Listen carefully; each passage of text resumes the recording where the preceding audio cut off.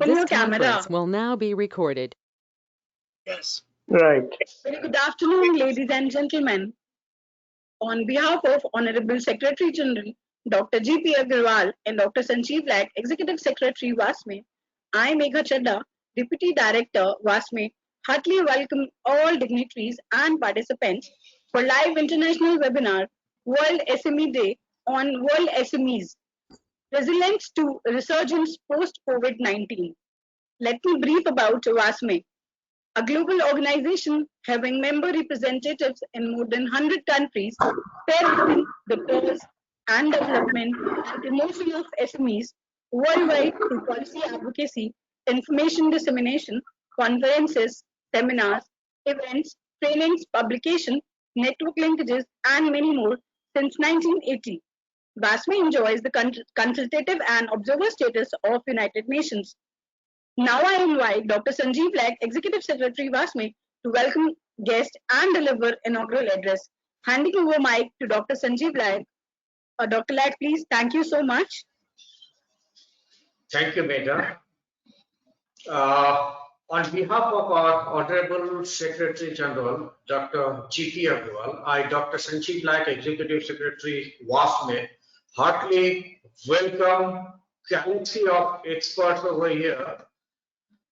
His Excellency, Mr. Haji Hans Othman, High Commissioner of Brunei, Professor Kesar Janki, Ambassador of Mauritius in Russia, Mr. S.M. Jullur Rahman, Chairman and CEO, Rahman Group Bangladesh, and also Vice President of WASME and President to WASME Bangladesh chapter, Dr. Sandeep Parwa, Global Ambassador, Niti Aayog, Government of India, our Honorable Sampha Banerjee, Executive Director, WASME, Mr. Kamlesh Agrawal, Senior Vice President, Nepal Chamber of Commerce, Sadia Lakhil, Ma'am, PDG, and Enterprise Emperia Industries Connect Canada, Mr. Sushil Agrawal, Chairman Aven India Limited, Mr. Praveer Roy, Serial Entrepreneur, Ms. Ansu Anand, Business Advisor, Ms. Arundhati Mukherjee, CMO on Demand, Ms. Sarita Chauhan, Director, Farsighters Network, Ms. Chandrima Chatterjee, Advisor, Apparel Export Promotion Council. So we have a galaxy of star experts over here, and I am privileged that they have already accepted our invitation for this live international webinar, World SME Day on World SMEs Resilience to Resurgence post Covid-19. I also welcome all the dignitaries and participants who have taken out their valuable time to participate in this webinar. Hope you and your family members are safe and healthy in this unprecedented situation. This COVID has already disrupted our life as well as businesses, and small and medium businesses are the hardest hit. As you know that World SME Day, this was already announced in the General Assembly of the United Nations that 27th June is the SME Day. We are just celebrating on 28th, and to raise public awareness of their contribution to sustainable development and global economy. In 2021, the theme is MSME 2021 Key to an Inclusive and Sustainable Recovery. That is why the UN will be hosting a series of events to explore how MSME, the backbone of our economies, can be equipped to ensure an equitable and sustainable post-COVID recovery. MSMEs, they are key to an inclusive and sustainable recovery. And this COVID-19 crisis has taught us that the pandemic and the containment measures do not impact everyone in the same way. Among the private sector, micro, small, and medium-sized enterprises, MSMEs, especially those led by women, youth, ethnic minorities, and migrants, suffer the most. And an international trade center survey on COVID-19 impact among businesses in 136 countries has shown that nearly 62% of the women-led small businesses have been strongly means affected by the crisis compared to just over half of the firms led by men. So this is the warning situation over there. Women owned are 27% more likely not to survive. This is also another warning from the UN and the survey. And governments vaccinate their population, the world continues to deal with several other challenges that include the ongoing effects of the climate change, biodiversity loss, and the pollution. If enabled, unabated, this is the situation, and this crisis will have the severe negative implication for economic growth. So, so this is the topic, resilience to the resurgence. We have a galaxy of experts over there across globe. They are here to discuss on the topic. So I would like to just invite Professor Kesar Chanki. He is the ambassador of Mauritius in Russia. Here we just talking on the SMEs in Mauritius, economic growth and employment. Mr. Chanki, please.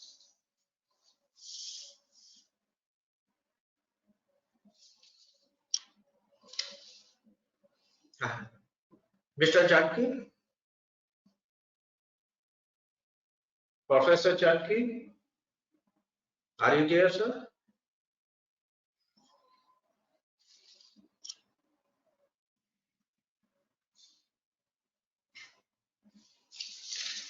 Yes, Okay. I am here. You know, there's a huge storm here in Russia with so much of foof. It's really bad here right now.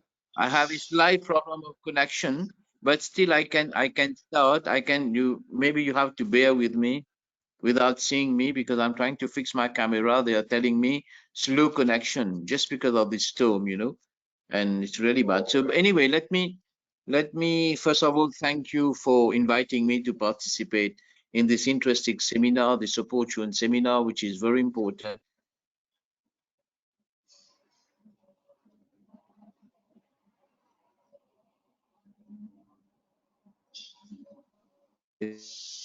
Especially that we are all light of the SME of the world, even including Mauritius. And I know WASME is to push forwards the SMEs agenda. And we all know that, we won't go into the whole documentation about SMEs, we are all debating, we are all discussing about SMEs in the post-COVID.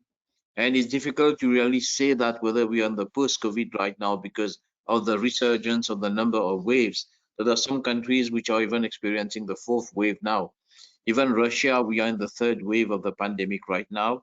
And very soon in Moscow, we are going to have a lockdown. And this is really, it's going to be very difficult for Russia.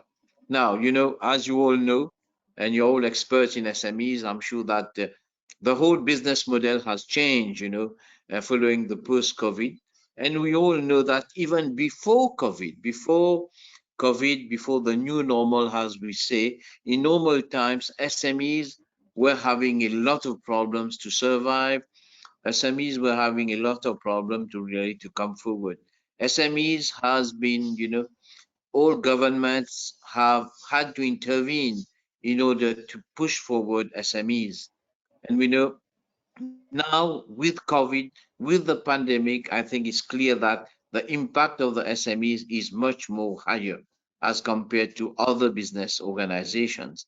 And we all know, I will just try to go on that so that we can put a background to the discussion when we are discussing.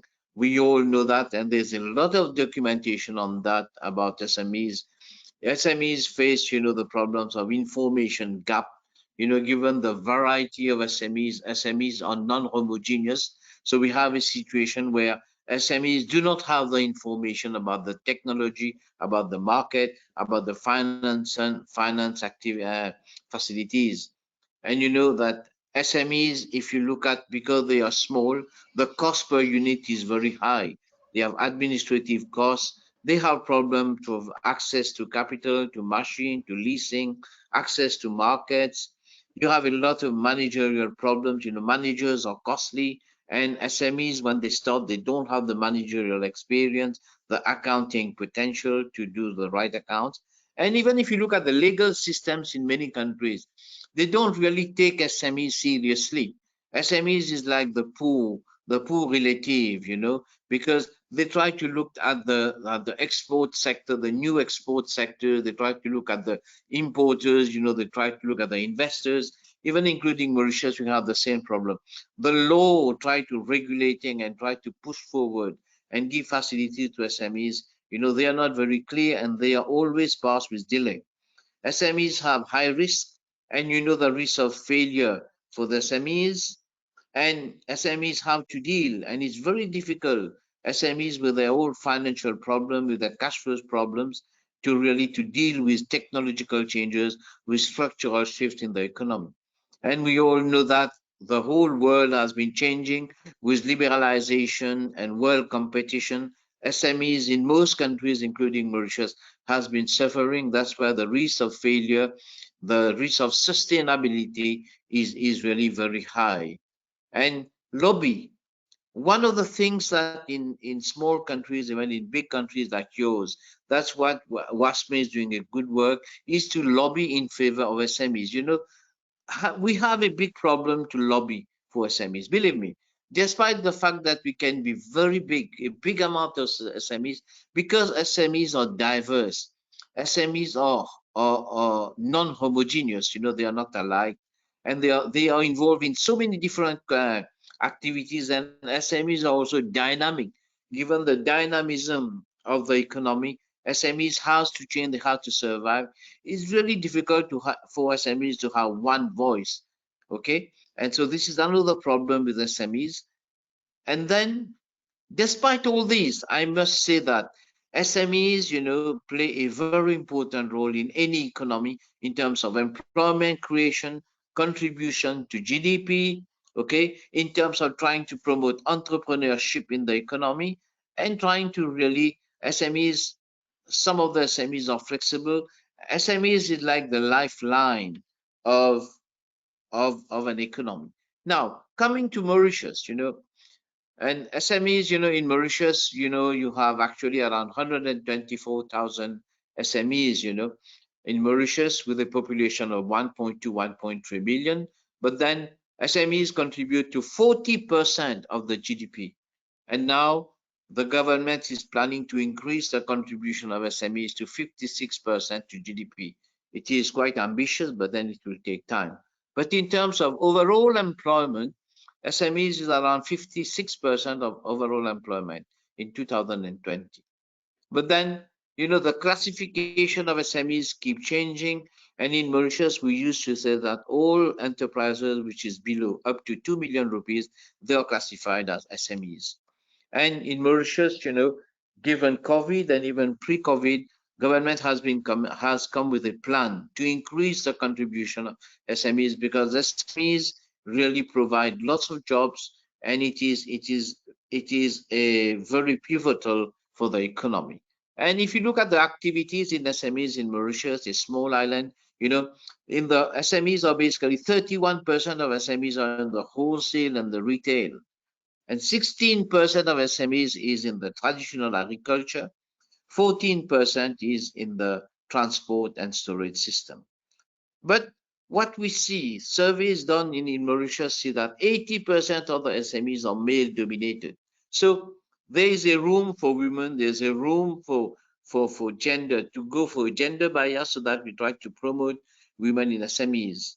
But then the question is, some studies have found that there is no really direct link. Although SMEs contribute to 40%, there is no really direct link with uh, relating to employment and growth in the economy. But then we have to talk about SMEs in terms of what are SMEs. If you look at the practicality of things, I used to be the president of the Development Bank of Mauritius. When I tried to looked at the profile of SMEs coming to me, you know, SMEs, when they come to you, they are like people, they want to survive, These are people, they want a job, they just want to survive and trying to take up any SMEs, any occupation which is qualified as SMEs. But then there are different types of, SMEs, of entrepreneur. One survey, they try to find that SMEs and entrepreneurs in Mauritius they are mainly builders and independent. They are the people, builders are people, they have a dream, they are hard worker, they want to have a business for themselves. They try to do the best for the business. You have another set of entrepreneurs, they are innovators, they are motivated to come up with new ideas with their business. You have some SMEs which we classify as opportunists, they are skill trained and they are quite good in the business. You have SMEs which are independent, they are risk takers, okay? And these are the type of SMEs. But then the mindset of Mauritius is that you have a combination of these type of entrepreneur, but most of them are builders and independent, as an entrepreneur. But one of the problems that we are facing, that Mauritius SMEs has been facing, is mainly the non-tariff barriers. If you look at the practicality of things, many things are in theory. If you look at the practicality of things, for SMEs in Mauritius right now, especially in the hello, especially in the post-COVID, now Mauritius, even they have realized that we really have to give all types of support for the SMEs to survive in terms of access to market, all this support, but mainly the ICT platform, so that, some of them can go on online transactions, e-commerce.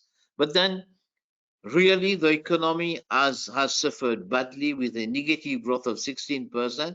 Now government is giving all facilities like paying their rent, okay, giving them their rent facilities, trying to give them a subsidy on inputs, and give all types of facilities for SMEs to survive. Right now, we talk about resurgence. Right now, we are talking about really about, how to make them survive so that they can be I think All the participants are requested to just mute your mic. Thank you. there is some disturbance. I think I'm almost over with my presentation. My only thing is that the future of SMEs,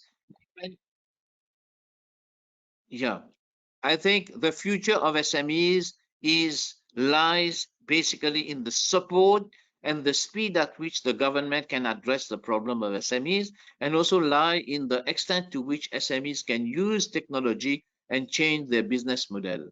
Thank you very much. Thank you, Professor Janki, Hello, for thank you very much. insight. Yeah, thank you, Professor Janki, for having insights about the SMEs of Mauritius. Now, I would like to invite Mr. S.M. Chillu Rahman. He is the chairman and CEO of the Rahman Group, vice president of WASME, as well as the president of WASME country chapter Bangladesh. he has been already doing means a great job in Bangladesh and connecting this WASME to the world. This is means the wonderful things he has been already doing. So may I invite Mr. Rahman? He'll be just focusing on the future direction of SMEs in Bangladesh. Mr. Rahman, please. Yeah, thank you, Mr. Sanjeev Laik. I'm very much delighted. I think it's okay, everybody, for the sound. It's audible? Yes, sir. Yes. Thank you very Absolutely. much. Thank you very much. I'm very much happy to be here, and I see my very many friends whom I meet in when I visited India in our international conference of WASME, and also our some new friends. And really, it's a very good day for us. And today is our, we are working for the SMEs, not only for the Bangladesh, not only for the India. We are working for the across the world for the development of the SMEs. And today is the day in which day we should remember especially the day for the SMEs across the world. The WASME Day, the SMEs Day is today. So,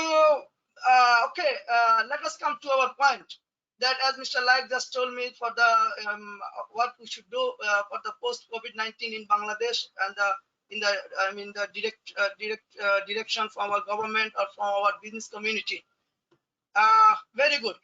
So first of all, I should say something about our small and medium enterprises in Bangladesh. So smaller enterprises in Bangladesh are treated as the engines of growth and drivers of innovation worldwide, not only in Bangladesh. They play a significant role in driving economic growth and generations jobs. In perspective of Bangladesh, the sector is actually changing the face of the economy. SMEs are playing a vital role for the country's accelerated industrialization and economic growth, empowerment, generations, and reducing poverty. Okay. In perspective of Bangladesh, we should have some knowledge what we mean the SMEs. Who are the SMEs? Who are the small enterprises, and who are the medium enterprises? In manufacturing, if you say the small sectors or the small industry, would be those with assets or check 5 to 100 million and or 25 to 99 workers. These would be the small industry. We can treat them. In service sector, for the small industry, in service industry and in business, small enterprise will be those who is employed 10 to 25, the employee would be 10 to 25 and have assets worth 500,000 to 10 million taka. Let us come for the medium enterprises for the treat in Bangladesh as per Bangladesh aspect.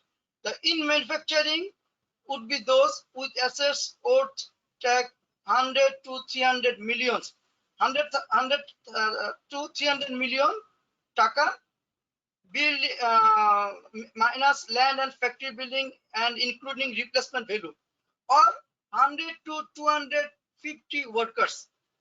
They should the employees. In service industry and in business, medium enterprise will be those whose employ 50 to 100 and have assets worth 10 to 150 million. So this is the as we consider in our Bangladesh for the small and medium industry. And okay. Now we should come to our position about these SMEs in Bangladesh also. Small and medium enterprises are treated as the engines of growth and drivers of innovation. As I told already, this is the worldwide. And in Bangladesh, we should say that SMEs now occupy an important position in the national economy. They account for about 45% of manufacturing value addition, about 80% of industrial employment, about 90% of total industrial units, and about 25% of the labor force. Their total contribution to export earning varies from 75% to 80%. The industrial sector makes up 31% of the country's gross domestic product, GDP, most of which is coming from SMEs. The total number of SMEs in Bangladesh is estimated to be 7.9 million establishments. Of them, 93.6% are small and 6.4% are medium. About 60 to 65% of all SMEs are located outside the metropolitan areas of Dhaka and Chittagong. Every year, about 2 million young people join the country's workforce. Half of them find jobs at home or abroad. So it has become a challenge to create more jobs so that the rest can be employed. SMEs can be an answer to the problem. SMEs can reduce the urban migration in the capital and the major cities. Increase, this is infrastructure of Bangladesh, I telling, increase cash flow in rural areas and thereby enhance the standard of living of the rural people. SMEs are widely distributed all over the country, which means developing SMEs will play a major role in bridging the urban-rural income gap and contribute towards inclusive growth. In a way, inclusive growth can only be achieved through a vibrant SME sector in a country like Bangladesh. A small and medium-scale enterprises are considered as a promising sector to eradicate poverty through creation of new employment opportunities and thereby addressing the significant portion of SDGs. This sector is making a praiseworthy contribution in achieving economic growth. And as just now, Mr. Like just he asked me for our in perspective of Bangladesh, what the post COVID-19, what decision we should take or what initiative we should take. In this perspective, I should say already with the WASME Bangladesh, we met our industry minister, Mr. Nurul Mojid Humayun Mahmood MP, and already we exchanged our views about this development, about the indication, about the directions, as Mr. just now mentioned about the directions, about the direction for the development of SMEs post-COVID.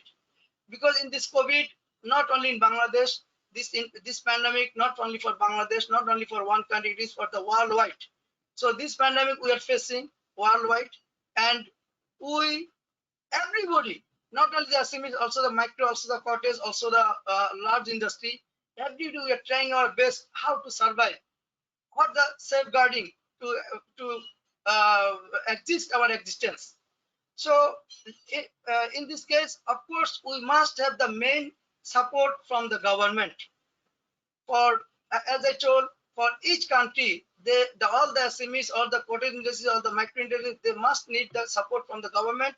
And as our planning minister also made, this planning minister also said that for this pandemic overcome, or not the overcome, it cannot be overcome, to face the pandemic, to survive our business, there must have the policy support.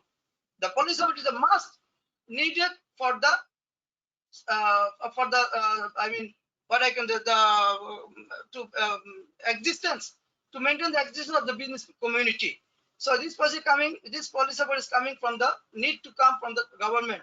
How it can be? Here I would say something as just from my part, the future direction should have some vital initiatives like uninterrupted supply chain. This who will do this? Of course, from the government and the stakeholders. Uninterrupted supply chain, easy processing, and less of required documents to avail loan for especially for the SMEs. Should have a special budget for the SMEs. Financial institutions and banks should speed up the disbursement of loans on a priority basis, especially for SMEs. Because like just now, I like to also mention here that our Bangladesh government already declared 20,000 crores stimulus package for the SME sector. But unfortunately, till now, 70% initiatives not be done. I mean, why this is not have been completed? Because the lacking, I will not say it is the lacking, it is the critical critical or the hard processing system for the especially for the SMEs people. There are a lot of small business people, they don't have the proper documents, but whenever they go to the bank for the this is to take the stimulus package who's declared by the government, but they cannot take because the barrier of the documents. So in this perspective,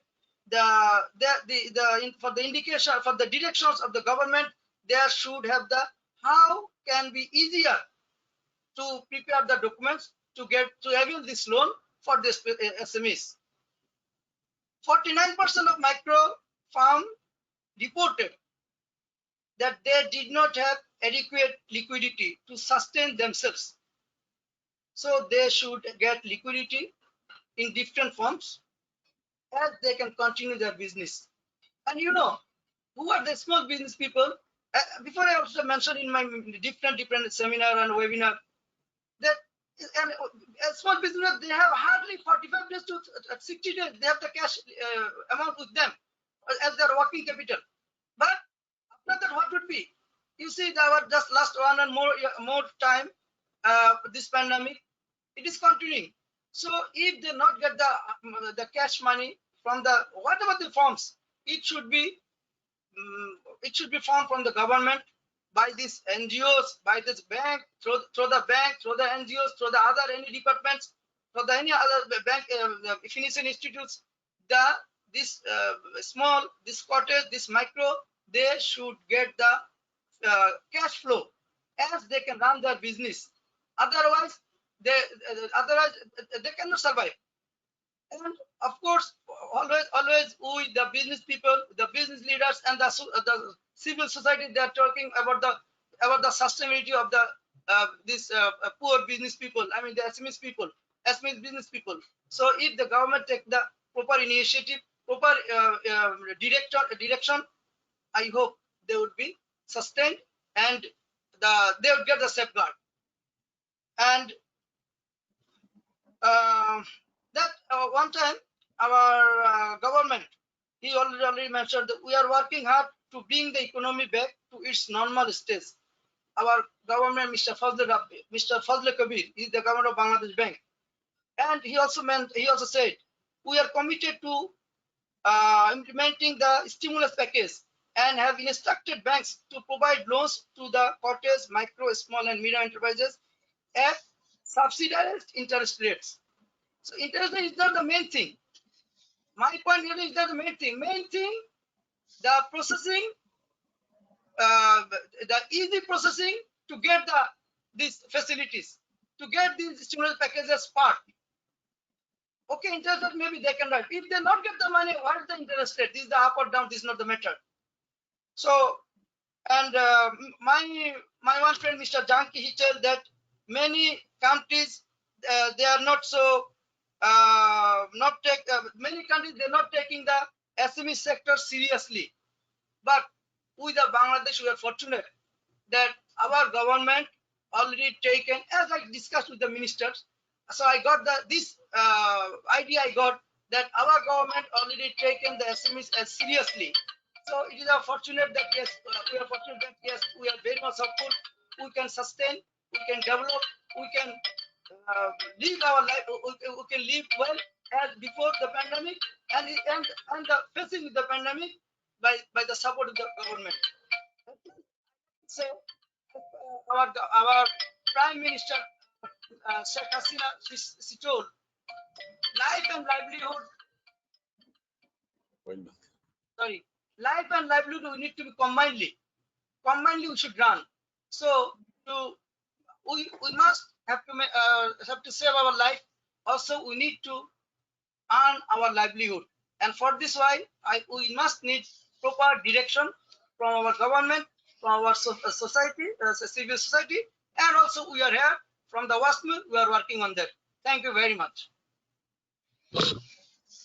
Thank you, Mr. Rahman, for giving that kind of statistics about the Bangladesh government is already doing, and whatever your efforts in Bangladesh. Thank you very much for your wonderful insights about the SMEs of Bangladesh. Now we are very much fortunate to have Dr. Sandeep Marwa. He is tycoon, business tycoon here, and he is very much well-known personality in the film and industry. He has been nominated as the ambassador. He is the global ambassador of the Niti Aayog recently. So I would congratulate Mr. Mahwa, Dr. Mahwa, and invite him to just give his views on world SMEs, past challenges, and potential for growth. Dr. Mahwa, please. Yeah, thank you very much, Dr. Sanjeev, for inviting me here on this very auspicious day. Thanks a lot. I'm very happy to be here with all of you. Let me first extend my heartiest congratulations to each and everyone who's present here and someone who's directly connected to MSME world of micro, small, and medium enterprises. Well, it's very important to know why we celebrate this beautiful international day. Yes, the day is celebrated to recognize the importance and the significance of micro, small, medium size enterprises in reaching improvement objectives, selling innovation and creativity, and producing job globally. Well, it's very sad that COVID-19 has badly hurt MSME, and all these enterprises had to cut a very sorry figure for all these 18 months in India, at least if I'm talking about. And I think things are improving a little bit, and we are slowly and gradually trying to be back on our foot. And I'm sure in a span of another 6 months or so, we will be able to achieve what the targets, what we have initially planned for. Well, the large part of Indian economy and 30% of the total overall employment comes from MSME sector, which I think everyone should know. It's very important to tell you the definition of all these enterprises in India. See, any enterprises which is engaged in the manufacturing or production or the preservation of goods, and especially the one where the investment, the total investment in plant and machinery does not exceed 25 lakhs, we call them micro enterprises, and the turnover should not be more than 5 crore to be called micro. When we talk about small enterprises, the total investment in plant and machinery is not more is more than 25 lakhs, but not more than 5 crores, and the turnover should be from 5 crores to 75 crores. A medium enterprises is one where investment in plant and machinery is more than 5 crores, but less than 10 crores, and the turnover should be in between 75 crores to 250 crores. Now, this is when we are manufacturing, producing. But then a minute we shift to a service sector, then we have to keep in mind that micro is the one where the investment in equipment is up to 10 lakhs of rupees. The small is the one where the investment in equipment is from 10 lakhs to 2 crore rupees, and the medium is one where investment is from 2 crore to 5 crore. Now, the fact is that India is the home to 6.3 crore MSME, and still they have to go through a lot of hassles, problems, headaches, tensions, botherations, and I have just pinpoint on behalf of all these people these few very important, and they are known to the national MSME, and obviously worldwide these problems remain the same. The first one which comes to my mind is the ease of doing business, which remains a bottleneck. And the minute you want to start a business, you face an ample number of permissions. There are a lot of regulations. There are a lot of approvals. You go for a water connection, electricity connection, a completion certificate for the building. You need a license for to work there, and then you need to have insurance and things like that. And there are times when people, they have really got paranoid, restless, impatient, and they have try to run away from the business, which is a very sad part of it, that we must all understand that these are the basic regulations and they are required only once when you are getting into business of this kind. And do not hesitate to take help from different segments for all this, rather than taking everything on your head and not entering into the business. And probably that's one of the reasons that we are not in a position to create much entrepreneur in this country so far. Well, the next very important point which comes to my mind is the lack of financial expertise. You're starting a business, but you don't have a financial background. You're not a chartered accountant yourself, or a cost accountant, or a company secretary yourself, and you are trying to get into business, and you've forgotten that finance is needed for many purposes. When you're starting a business, you have bought a machinery and you have established a place, but suddenly you realize that there is no money for advertising and publicity. There's no money for the first month's salary. You know, these are the basic problems which have been coming in all this segment. And you cannot actually employ a chartered accountant because you think that he's going to charge you a hell of a lot. And that account, slowly and gradually, in spite of growing, rather you are either at a standstill stage, or maybe you have to close it down or cut down to a lower segment. Well, very important to have a know-how of how to handle the finance, which is a complete subject. And anyone who's trying to get into business, please understand that finance plays a very important role. It's a reed ki haddi. I mean, you just cannot ignore it right from the day one you decide to get into business. Then there is a lack of access to financial solution.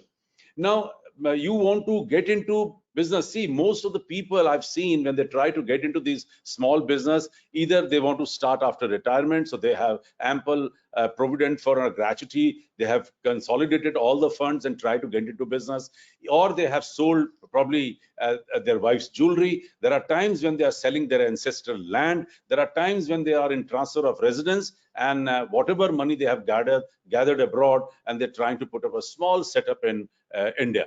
Now,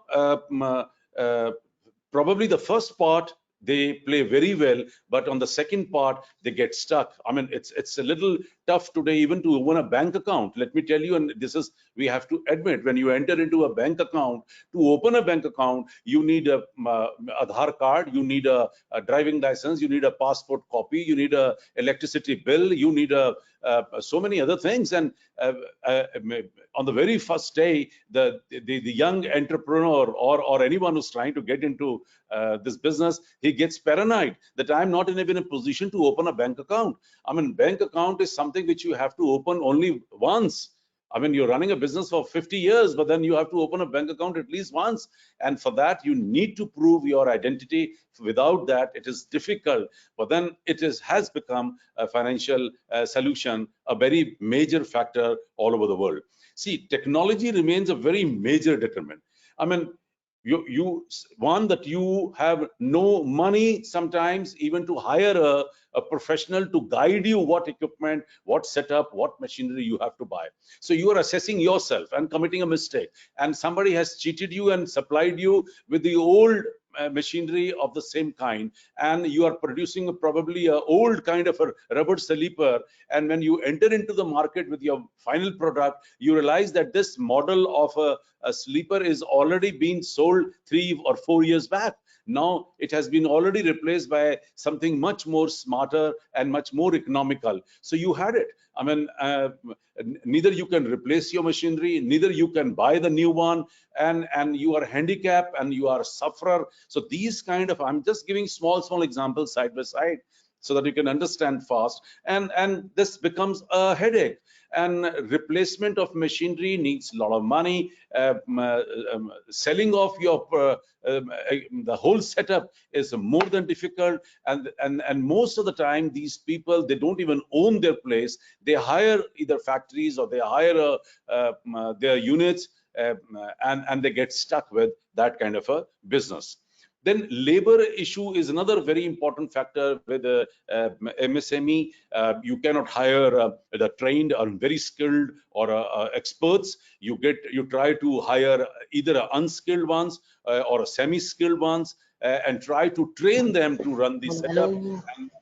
And unfortunately, that takes you to a wrong place, and takes a lot of time. We just close this. Either it takes you to a long time.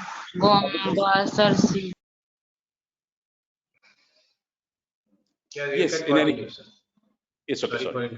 So labor is a problem, technical, semi-technical, and unskilled labor. You're training them yourself, and you're wasting your time. You're wasting your productive time of the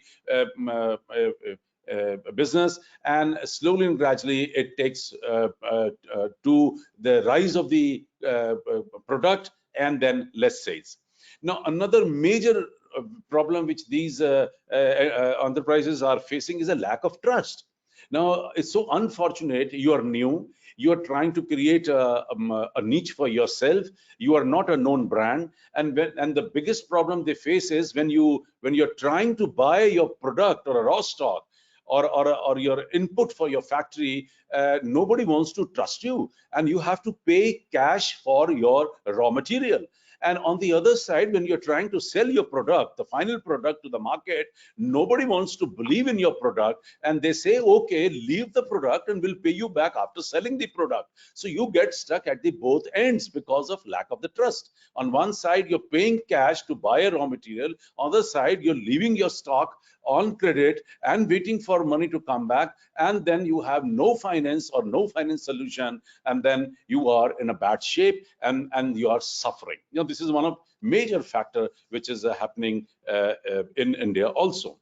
And then there is another originally another very difficult factor was absence of collateral for a loan. Now, all these small enterprises, they have tried to collect money. They've been saving money. It's all from the saving account. It's all either sale of a jewelry or a land or a kind of thing.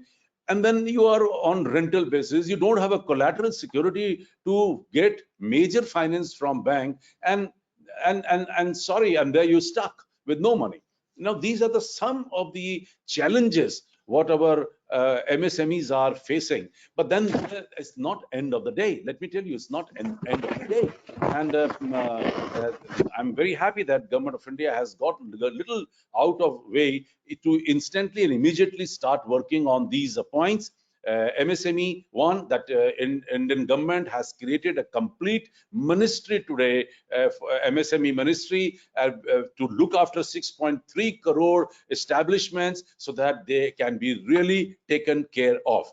So the best part is that there is a bank loan which is being sanctioned without collateral. So when a MSME registered enters into a bank and is asking for a loan, then now the position is this, that he is in a position to actually take a loan, and that is also without collateral security, which is the one major amendment has been created. Government has also planned a beautiful subsidy on the patent registration. You have done well and you want your product to be patent, copyright, you won't need for that, and the 50% of the cost of that patent will be provided to you as subsidy, which is pretty good. Government of India has also sanctioned 1% rebate on the rate of interest. Whatever rate of interest you're paying today to bankers, and if you are MSME registered, 1% rebate will be instantly allotted to you. Then there is also a body which has been created to protect your money in the market. If there is a delay in payment, if someone is trying to run away with your money, probably this section, this department will intervene into the system and try to give you security from both the ends. Then another interesting thing is that there is also the electricity bill, which has been reduced. The rate electricity has been reduced when you are a MSME registered body. And then in case you want ISO registration, and if you have completed the formalities, the whole amount, the whole total cost of the ISO registration will be reimbursed to you by the ministry. And these are the few things which government has recently added to it. But I'm very happy that our Honorable Prime Minister has given a very interesting word to all those entrepreneurs, to all these people who are trying to get into MSME business and a small business, and that word is called Atmanirbhar. Yes, on the face of it, Atmanirbhar means self-reliant, self-sufficient. But then I have given a new definition to Atmanirbhar, because the A stands for ambitious. All my young friends, they have to be ambitious, dream big, think big, plan big, and I'm sure you will be able to get into business, to get into a new setup very soon, easily, and you will get a new energy and new force to do your jobs.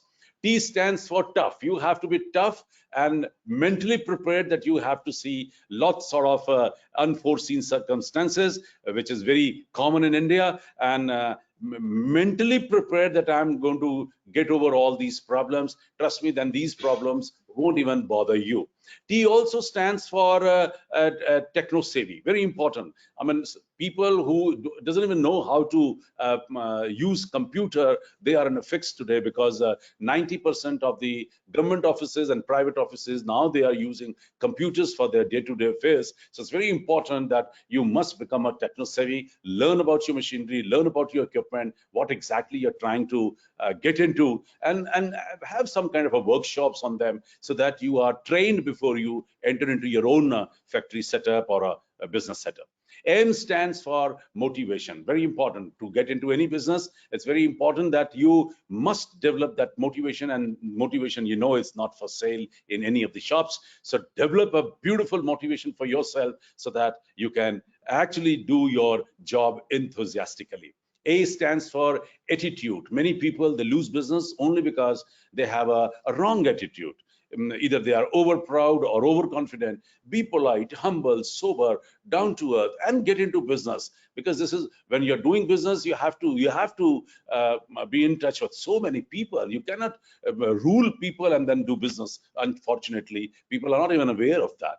And N stands for being nationalist. You have to be patriotic, my dear friends. Love your country, love your country people, and trust me, these people will come back to you with same kind of a love, support, and then they'll help you. They'll help you to establish your business. I stands for information. Very important. Any business, do your homework, gather ample information about that business, and because the next word in Atmanirbhar is R, which also goes very well with it, for research. So information and research, they go together. People, they just get into business, just get into a start a business, small or medium business, without even researching. Very important. Learn about it, how the business was last year, what are the prospects, who are the people who are already doing business, what kind of a product which is already available in the market, how I have to enter it. So if they work on information and research, I'm 100% sure they will be able to create a place for themselves too. And the B stands for believe, and believe in yourself. Be confident that yes, ups and downs are part of business. There are so many errors, and there's so many hindrances which you have to face in life, and make it a point that there's nothing better than your own business. And if you know this, if you believe in this, then you're bound to be successful. This is what I think. And H, of course, stands for humanity, and be sober, polite, down to earth, and helpful, compassionate, and supporting, so that you have a wonderful rapport with your staff, with your people around, with your sales, with your marketing, with your suppliers. People generally forget all those things, and many businesses, they've closed down because you are so ruthless and not even human. A stands for aggressive, that please be aggressive, and if you are entering into any kind of a business, then you just cannot sit on your ass and do your business. This is a very old American proverb, and you have to be opportunistic. Look for new and old opportunities, grab the opportunities. वो कर लेगा, हो जाएगा, देख लेंगे, those kind of things.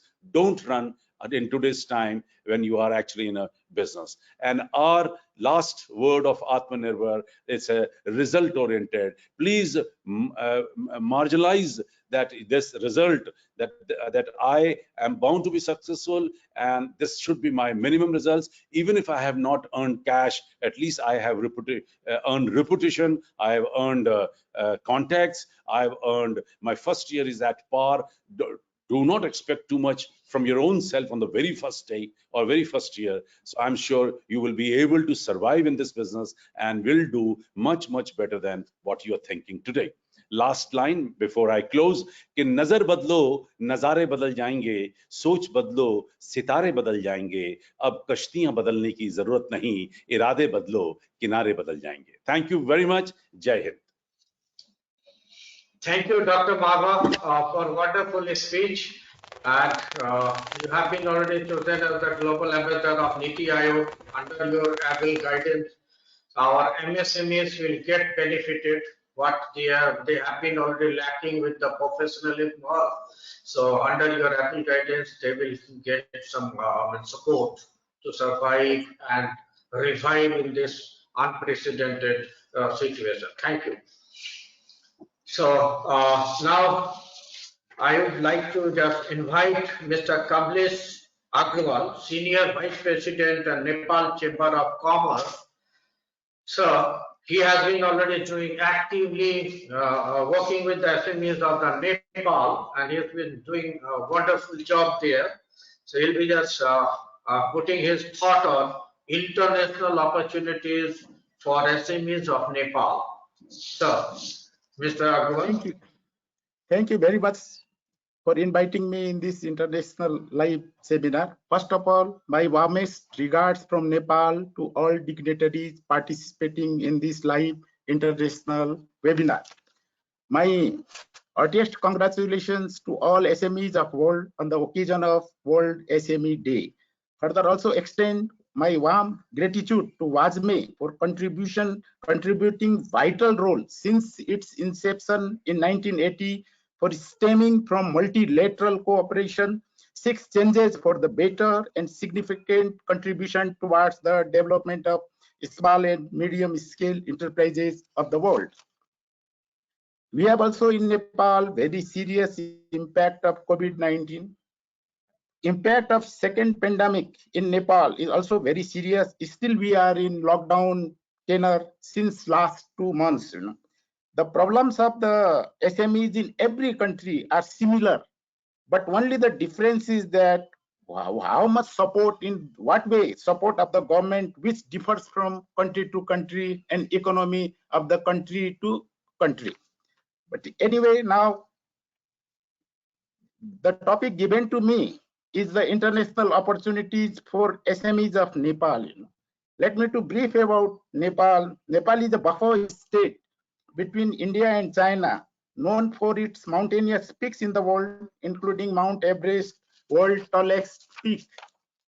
Our total area is, Nepal is 49th largest by population and 33 by area. It is 1,47,500 square kilometers.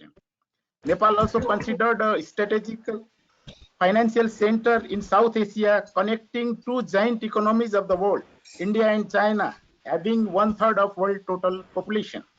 Nepal sharing its open border with India, east, west, and south, and mountainous border with China in north. The country Nepal is performing relatively well in terms of its growth, securing an average growth of 7.75% in the 3 years preceding the COVID-19 pandemic. But country also made significant progress in reducing poverty, increasing enrollment in education, and increasing productivity in all other economic sectors. The country is upgraded in ranking in process of developing country from least developed by 2025 to achieve the target of becoming a developed country by 2043. Nepal continue on its path to rapid economic growth and transformation. It must do so strategically to ensure self-reliance resilience, inclusivity, and sustainability. COVID-19 created widespread concern in Nepal. In the first year of pandemic, Nepal has a negative growth of 2.1%. But in coming year 2020-2021, we were expected the growth of 4.1%, but seems it will also go negative due to the second wave. Nepal's total GDP is $36 billion. Our import is 9 billion and export is 0.7 billion only. So we have our SMEs has huge opportunities in Nepal to have a joint partnership with the international SMEs to invest or jointly explore the opportunities and exploit the opportunity is Nepal. After impact of COVID-19, major changes in global economy, Nepalese SMEs also need to have two opportunities. Experience for self-reliant. Just now we have discussed from our earlier speaker made about the self-reliant. Every country is now in this theory of self-reliant economy. We are also in Nepal. And import substitution, as I told you, that we have only 0.7% of the total volume of trade is our export. So we are our SMEs are guided to go in make in Nepal and made in Nepal concept. Nepalese SMEs with international SMEs, especially from India, need to invite technical cooperation, financial cooperation. In other words, we can say it is a joint venture with them. WASME can play a major role in providing contact facility to Nepalese SMEs for exploration and implementation in the other parts of the SMEs of the world. Similarly, we can have a huge opportunities. I just give you a brief where we can have a joint venture with the international SMEs in Nepal. One is the agriculture. Our total contribution in the GDP is the 1/3 from the agriculture. Involvement of more than 65% population in the agriculture. Productivity current extremely low. We have got fertile land, plenty of water. Modern technological transformation from foreign investors, foreign SMEs can increase the productivity up to 4 times. That much of the potentiality is there. Second, we have evident water resources. Can be hydropower up for 83 gigawatt from South Asian market. We have already understanding and agreement for the export of the power in India and Bangladesh also. Exporting from Nepal can reduce the power thrust in countries like India and Bangladesh. Development of transmission line with automatically develop the infrastructure in all the related areas. Accurate shortage of drinking water. Drinking water projects in Himalayan fountains. We are exporting now to Japan and Korea. We can utilize the export of the Himalayan spring water to India, Bangladesh, all our nearby countries. We have got a high potentiality in development of water transport system also. We can have a joint venture with the Indian water transporters. Second, now I must say something about the tourism development. We have got a huge potential areas. We have got a natural beauty, snow-capped mountains, greeny terrains, abundant flora and fountains in Nepal. We have got a religious stories. As we know already, we have got a Lord Pashupatinath temple, birth of the Lord Buddha in our Lumbini. We have got a very good site connectivity from Nepal to Mansarovar also. We can have a huge potentiality in those areas. In Nepal, we have a very good adventure tourism also. Adventure sports like mountain biking, hiking, trekking, rock climbing, bungee jumping, paragliding, hot air ballooning. So much opportunities are there. We have got a huge scope on this medicinal herbs and forestry products. Nepal center of herbal richness, more than 10,000 species of herbs in our alpine belt of Himalayas. Natural herbs can be the base of the healthy living. Nepal not yet utilized even 5% of the potentiality of medicinal herbs and forestry products at present. Traditional medicine Nepal also exists in form of the ethnic or tribal group. Huge potentiality of beauty products manufacturing in Nepal for our SMEs as well as joint venture interested our international SMEs. In the similar way, we have got a huge opportunities for mines and minerals. Nepal lies in the central part of 2,500 kilometer of Himalayan belt. suitable for metallic, non-metallic, mineral deposits, industrial gemstones and energy fuels, huge amount of construction material, dimensional and decorative stones. We are having the opportunities. Metallic minerals like iron, copper, lead, zinc, cobalt, nickel, tin, tungsten, gold, uranium, all we are having. Even uranium, we are expecting a huge uranium stock in the Himalayan range. Still, they are not exploited or not explored itself. Industrial minerals has huge potentiality in Nepal. Magnetic, phosphorite, limestone, dolomite, talc, clay, caroline, graphite mire, silica sand, and quartz. Various gemstones also we are in our mountainous region like tourmalines, aquamarine, garnet, kyanite, quartz, crystals. So strength, our Nepal's strength that we have got 50% population is youth in Nepal more than. But only one weakness which I like to draw the attention of all our SMEs that we are being a landlocked country, our cost is higher, approximately 15%, which can be subsidized by the government in the form of taxation and the reducing the charge of the electricity. So our SMEs will be fine now, competitive environment to have a joint venture with the international SME sector. Now, after the COVID-19, our government is supporting Nepal for the V-shaped recovery of the economy. With the government refinancing support and tax policy, I think Nepal will be very soon, within a year, it will be in its own original situation of the economy. And today, I like to thank you, WASME, for providing me the opportunity to give me the opportunity to explain how much opportunities we are having, our SMEs are having in Nepal to have a joint venture with the international SMEs for the economic development in the complete entire global economy. Thank you, sir. Thank you, Mr. Agarwal, for highlighting all the opportunities of the Nepal, and you have also already been extended the collaborative hand with WASME. Our Vice President is already there in Nepal Chamber of Commerce. Mr. Rajesh Kaji is also there, and you are already there as the Senior Vice President. So you are already doing a very great job. So WASME is always ready to support all the SMEs as well as our SMEs as well as your SMEs also. Thank you for wonderful talk, sir. Now, I would like to just invite our Executive Director, WASME, Mrs. Sanpa Banerjee. She'll be just highlighting on the World Women SMEs realizing the benefits of the globalization. Mrs. Banerjee, please.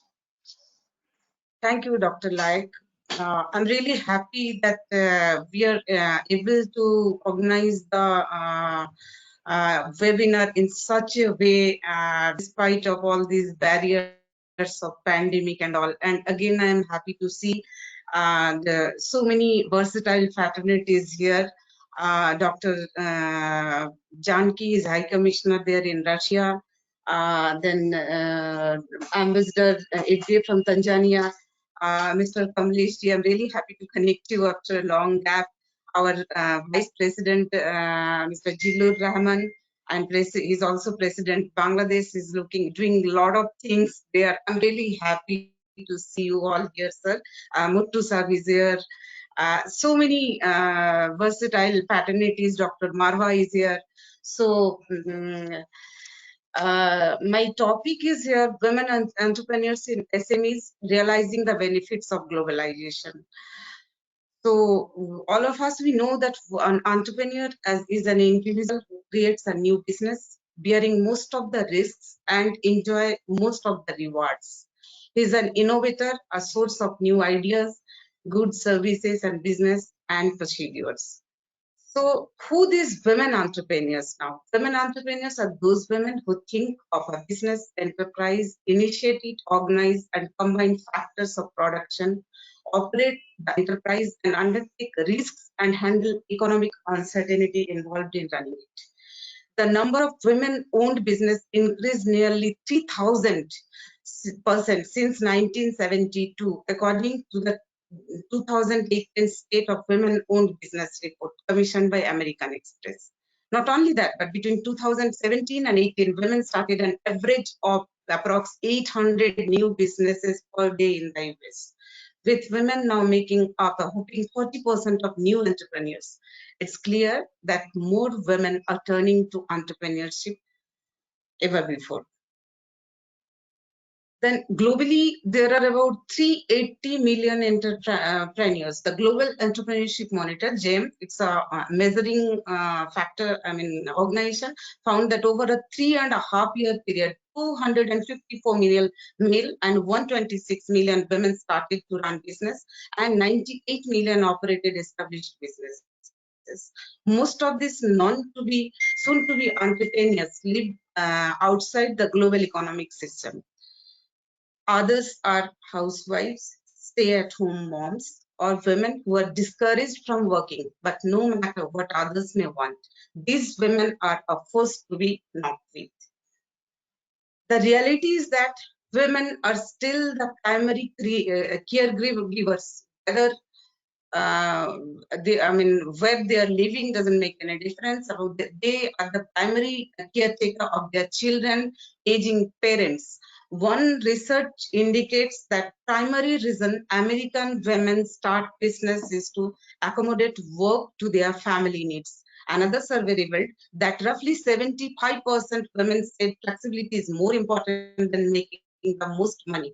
Being your own boss generally allows for one than working for someone else.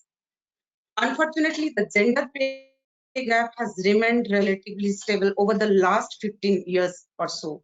The Census Bureau found that full-time, year-round working women earned 80% of what their male counterparts made in 2016.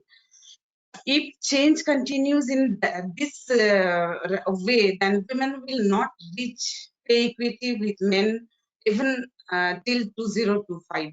Do we want to wait another 100 years? Certainly not, which is why women are favoring entrepreneurship. Working for yourself means you are in the driver's seat. This is a powerful statement because you not only have control over your business activities, but also whom you work with, including clients and business partners. Although women and men say they want to be promoted in about equal numbers, women are 15% less likely than men to get promoted. I'm really sorry to pronounce it here, 15% less. The researchers say that at the rate it will take more than a century to achieve gender parity in the Shishu. Not surprisingly, women are turning to entrepreneurship to advance their careers more quickly. In a wonderful book, there's a book, it's called Heart, Smarts, Guts and Luck. The author in their research found that without heart, few business becomes truly successful. In fact, they say that pure brain-based IQ is probably the least essential quality for business success. If your corporate job seems stiffing and unfulfilling, perhaps it's finally time to consider being your own boss. After all, it feels better to fail at something you love than succeed at something that you cannot care about. So there are few challenges for the internationalization of women-owned business. Like problem of finance is regarded as the lifeblood for any enterprise, be it big or small. Scarcity of raw material, steep competition, limited mobility, family ties, lack of education, male-dominated society, low risk-bearing ability. So finance is regarded as the lifeblood for anything, any venture you want to do. Firstly, women do not generally have probably on their names to use at its collateral for obtaining funds from external sources. Thus, the access to the external sources of funds is limited. Then again, scarcity of raw material. Most of the women enterprises are plugged by the scarcity of raw material and necessary inputs. Added to this are the high prices of raw material on the one hand and getting raw materials at the minimum of discount on the other. The failure of many women cooperatives in 1971 engaged in basket making, and this is very, all of us, we know the story.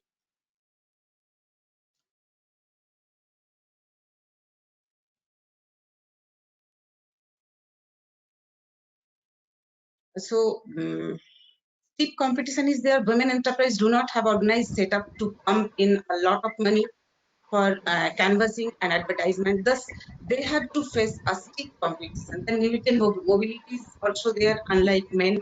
Women mobility in India is high, not only in India, everywhere, like in developing countries, you will find highly limited due to various reasons. A single woman asking for room is still looked upon suspicion.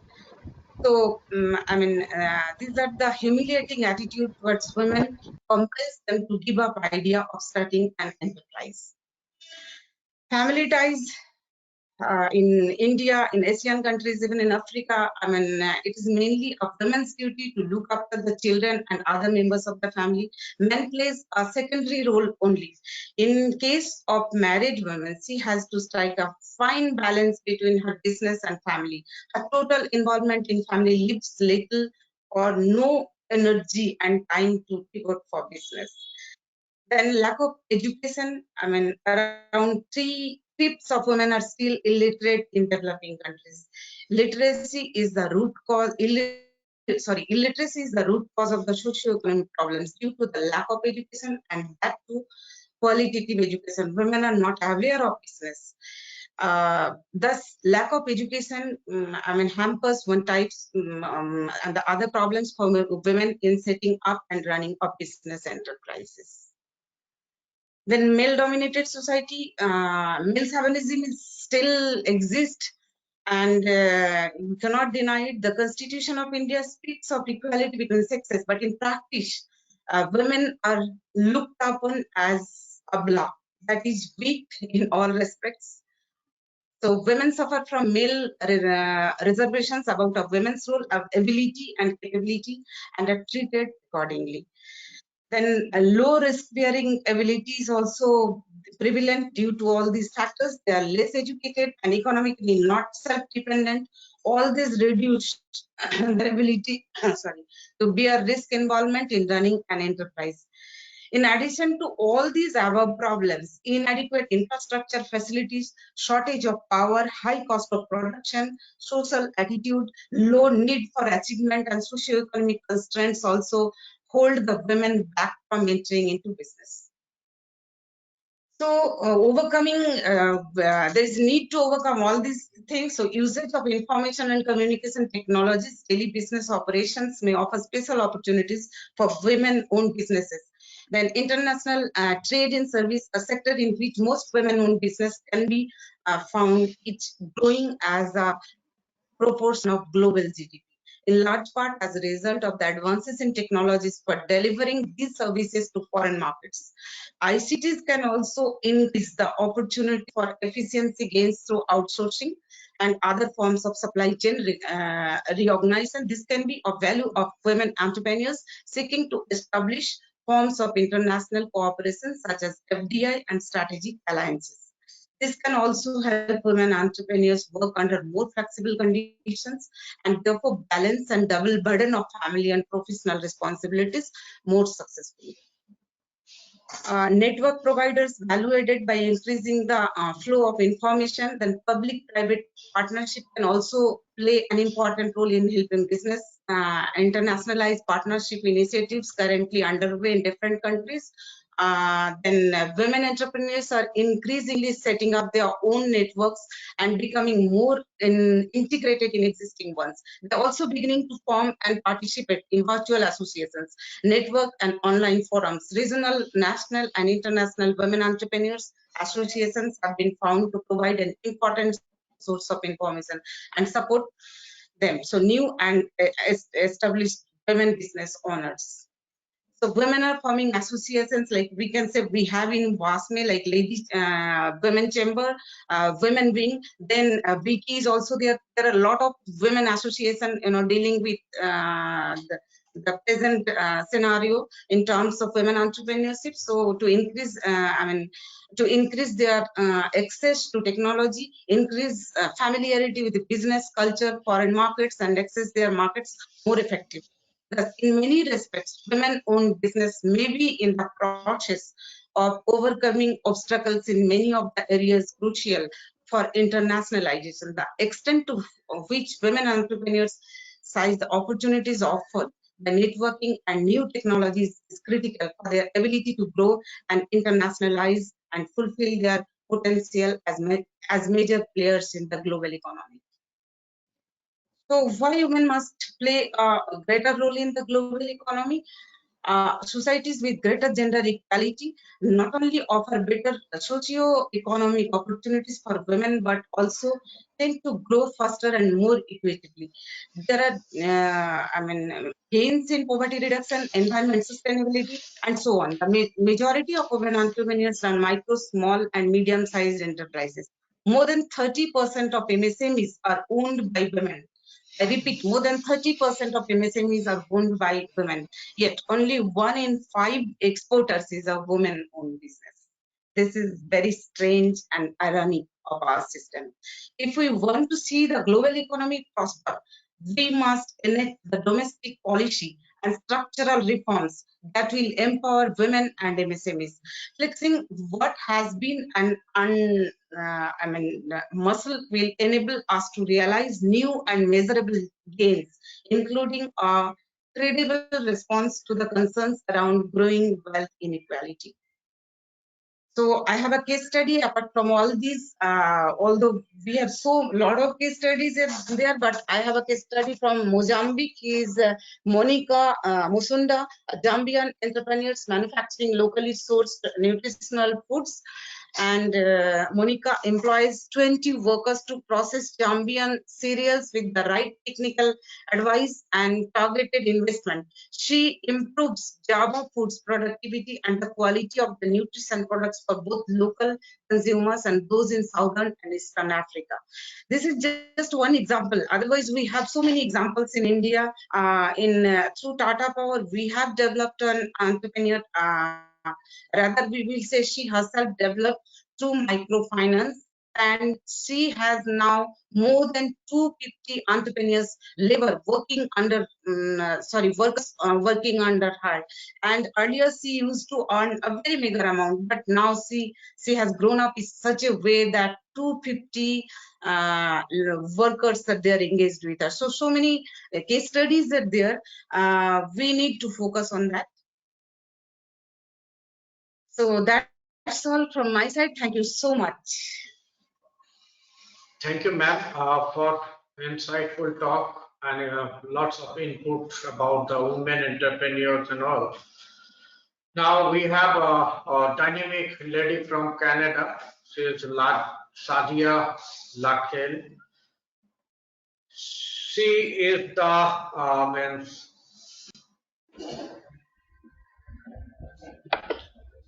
chairman and founder of PDG and foundress Imperia Industries. She'll be just talking about the imperatives of the SMEs of the Canada. Yeah, Sadia, please. Thank you so much. Good evening, good morning. Thank you so much to invite me and giving me this opportunity. Happy to be glad to be among you this morning to share a very important topic on imperative for SMEs of Canada. Yes, it's an unprecedented event for the Canadian economy. The year 2022 will mark history. The COVID-19 crisis has hit hard our personal life, and how habit. Our certain have been shaken to cushion to the stock. The government of Canada has developed an essential financial assistance program and liquidity support in record time. So the hardest hit sectors, tourism, hospitality, air, transport, retail, etc., will also be the hardest to rebuild. Certain business group, particularly businesses run by women, have been hit harder. So the recovery will also be uneven and it will be long to GPT. It isn't expected to return to its pre-pandemic level before 22 or even 2024 in some sectors. So uncertainty is the only certainty for recovering Canadian small businesses. How? Canadian small businesses, entrepreneurs, SMEs have showed incredible resilience throughout the pandemic, doing new strategies to adapt to the changing business climate.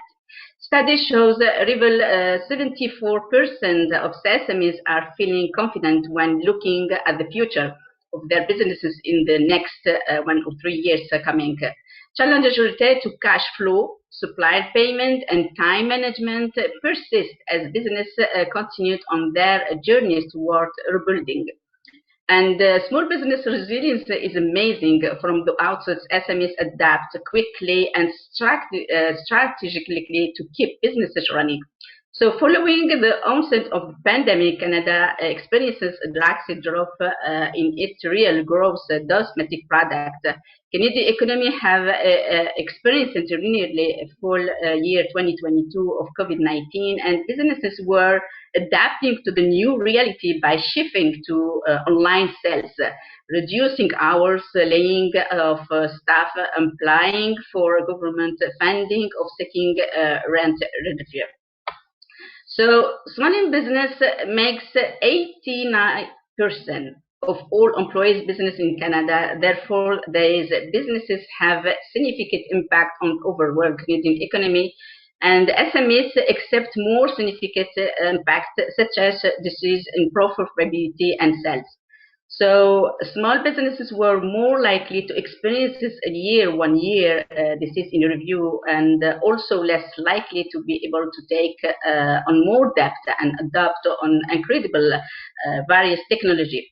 So these SMEs less likely to adopt technologies such as collaboration tools and cloud solutions. So the response to COVID-19 has mobilized Canada. Indeed, the government established a three-part action plan. It's about restart, recover, and reimagine prosperity for all Canadians. So the farm work for action and guiding principle at the restart stage, we must be concerned about restoring the confidence of Canadians and the activity of businesses in a safe manner by improving the predictability and stability of the situation related of the pandemic. So in the relaunch of the stage, we can set an inclusive growth path with a forward-looking investment plan to the double effort in areas key to economic success. Once these steps are taken, we will also in position to rethink the economy and what is GDP growth beyond the COVID-19 levels through an industrial strategy that supports innovation and sustainability. While implementing this ambition plan, we will renew and partnership with the public and private sector. So studies based on the Statistic Canada data about the innovation imperative Canada focus prioritize skills apps in the face of big tech dominance. But with the crisis comes opportunity. This in increasing recognition by government that Canada focused to invest in growth-oriented small and medium-sized companies with high export and innovation potential.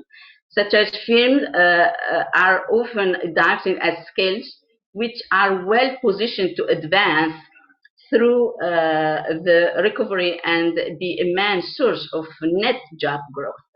So we have some cases strategy of high-performing SMEs. Very important to know that offer employees high composition and as high-performing business with 2 million to 10 million in sales, average composition in 40% higher than the sector average. And also it's about expand internationally. Top MSA export in 21% to 26% of sales from export. And also carry less debt in promotion to their assets, giving high-performing business more ability to invest in growth. So now, how Canadian top performing entrepreneurs achieve that success? Leading businesses focus entirely on productivity and innovation, invest in equipment such as information and communication technology, and offer competitive wage, expand international and control debt. So the studies also offer entrepreneurs an amazing list of tips of information they can use to improve their bottom line. If Canadian business adopt the strategy of the top performers, our economy will be benefit and the living standard of all Canadians will improve. So through also the studies of BBC, a study titled Build for 4 Months, discover strategic use by Canadian leading SMEs find it's imperative more Canadian businesses follow in the footsteps of these top performers in order to improve the economy and in define specific strategic businesses should adopt to improve their performance. For example, we have to perform small businesses, those with under 2 million should focus swiftly on growth, allowing them to achieve economic scales and productivity gain, and also successful of mind science businesses as a possibility to invest more in machinery and equipment, and also leading largest businesses from 10 million to 100 million in size should express even more internationally. So other things also performing businesses we plan that they are more efficient and productivity based in measures such as sales and per employees, and they invest more, for example, in the transformation sector, they foster innovation, they develop leadership and management skills, and also among sectors, those with the highest share to top SMEs include wholesale trade, manufacturing, industrial trade. Canadian manufacturing SMEs rank behind their the possibilities that they can offer their possibilities through the things. We see that the studies innovation, science, economic.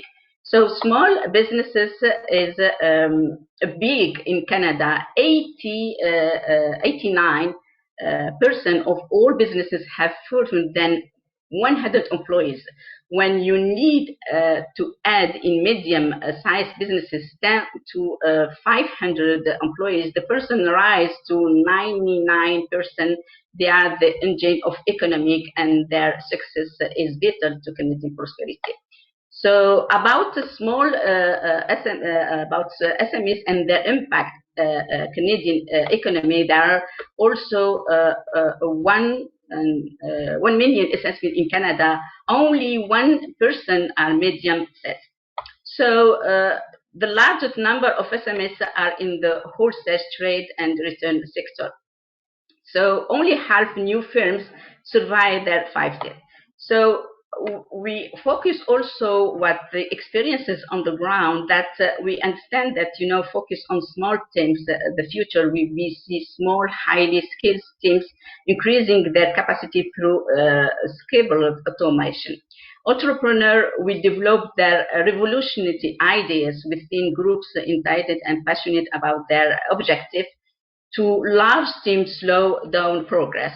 In the future, the most revolutionary product and services will come from small teams, new companies as companies in live the cloud as Uber, Airbnb, and many other with other are experiences breakneck growth, changing the stock markets, but more importantly, transforming the way things are done. So it is better that it's very important that each generation its own has transformed the world, and the new one we will not expect it's by rethinking the way that entrepreneurship can change the world. Thank you so much for attention and stay safe. Thank you, Satya, for valuable inputs about the SMEs of Canada. Now we have Mr. Sushil Agrawal. He is the chairman of Airfreight India Limited. He has been already into the various boards. He is in the advisory role, as well as he has been supporting all the SMEs in India, and his main aim is to just empower SMEs in various ways. Today he'll be just giving his input on achieving greater resilience in value chain dimensions for SMEs of India. Mr. Agrawal, sir, please.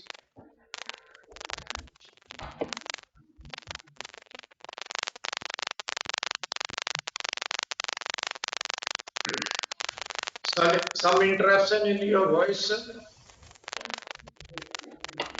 You have to correct your mic. We are not able to hear you, sir. Yes.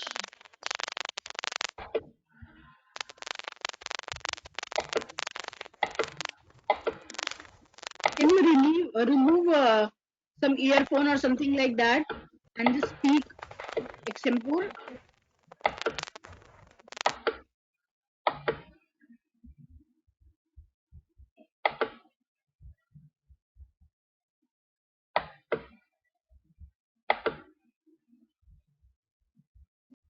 Your voice is not clear, sir. Some disturbance in the mic, I think. Sanjeev sir, we can move to the next speaker and then we can, in the meanwhile, sir can log out and then once again he can log in. You can just connect him. Yes, please. All right, sir. Thank you.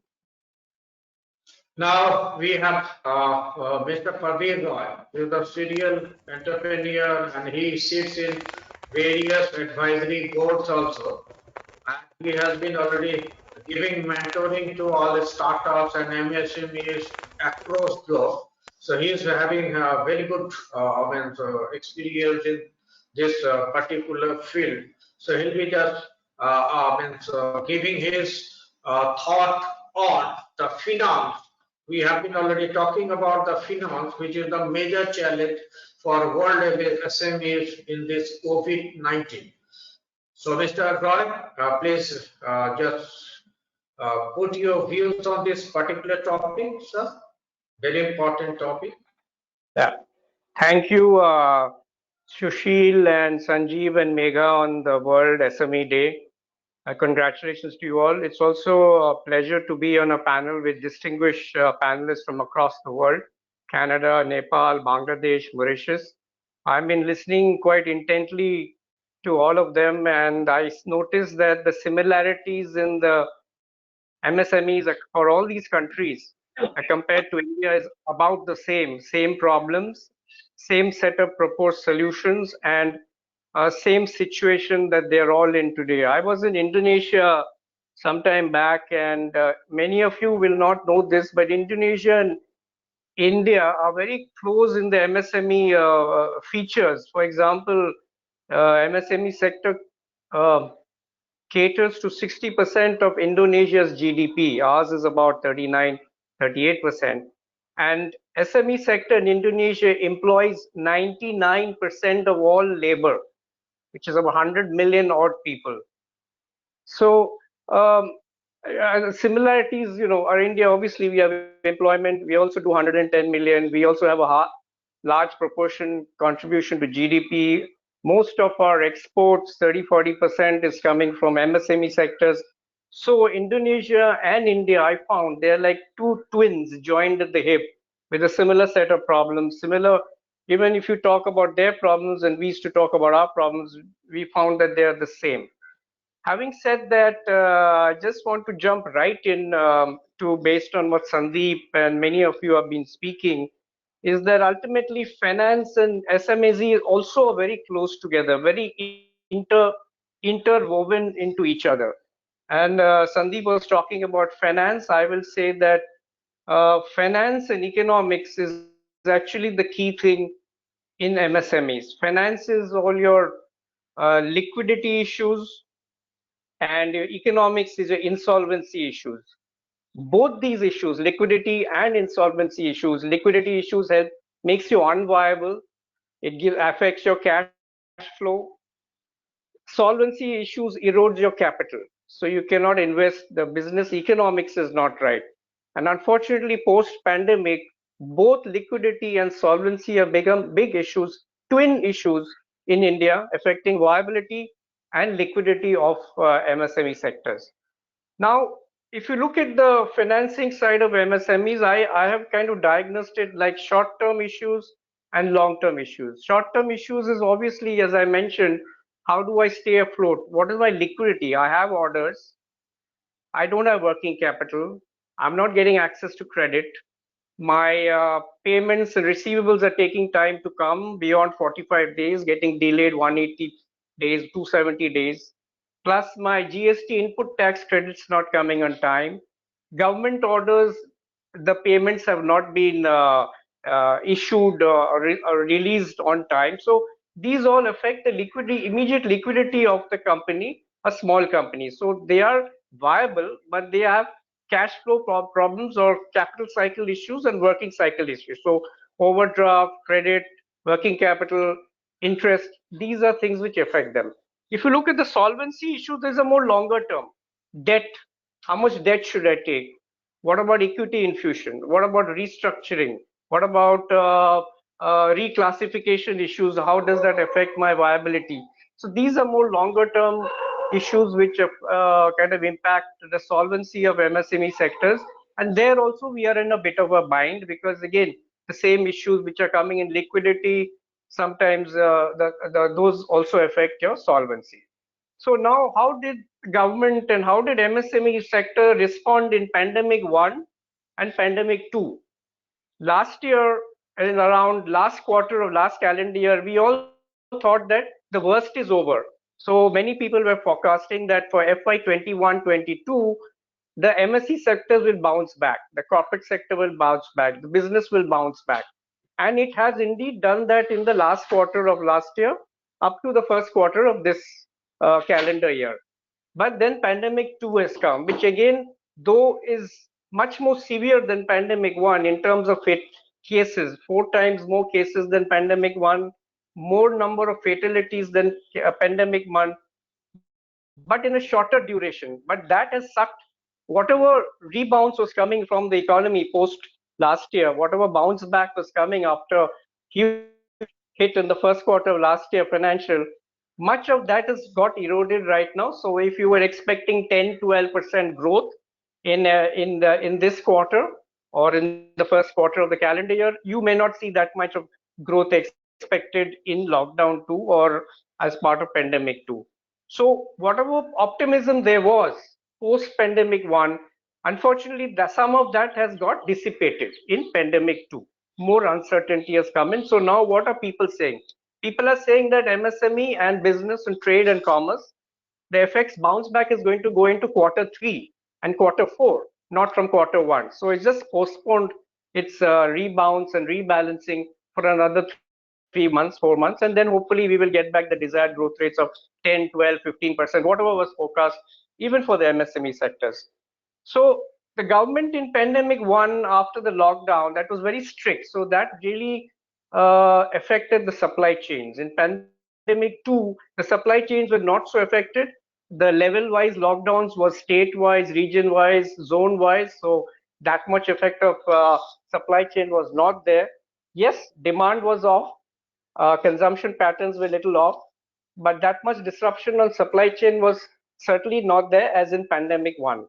However, in pandemic 1, if you all notice that many industries got impacted immediately.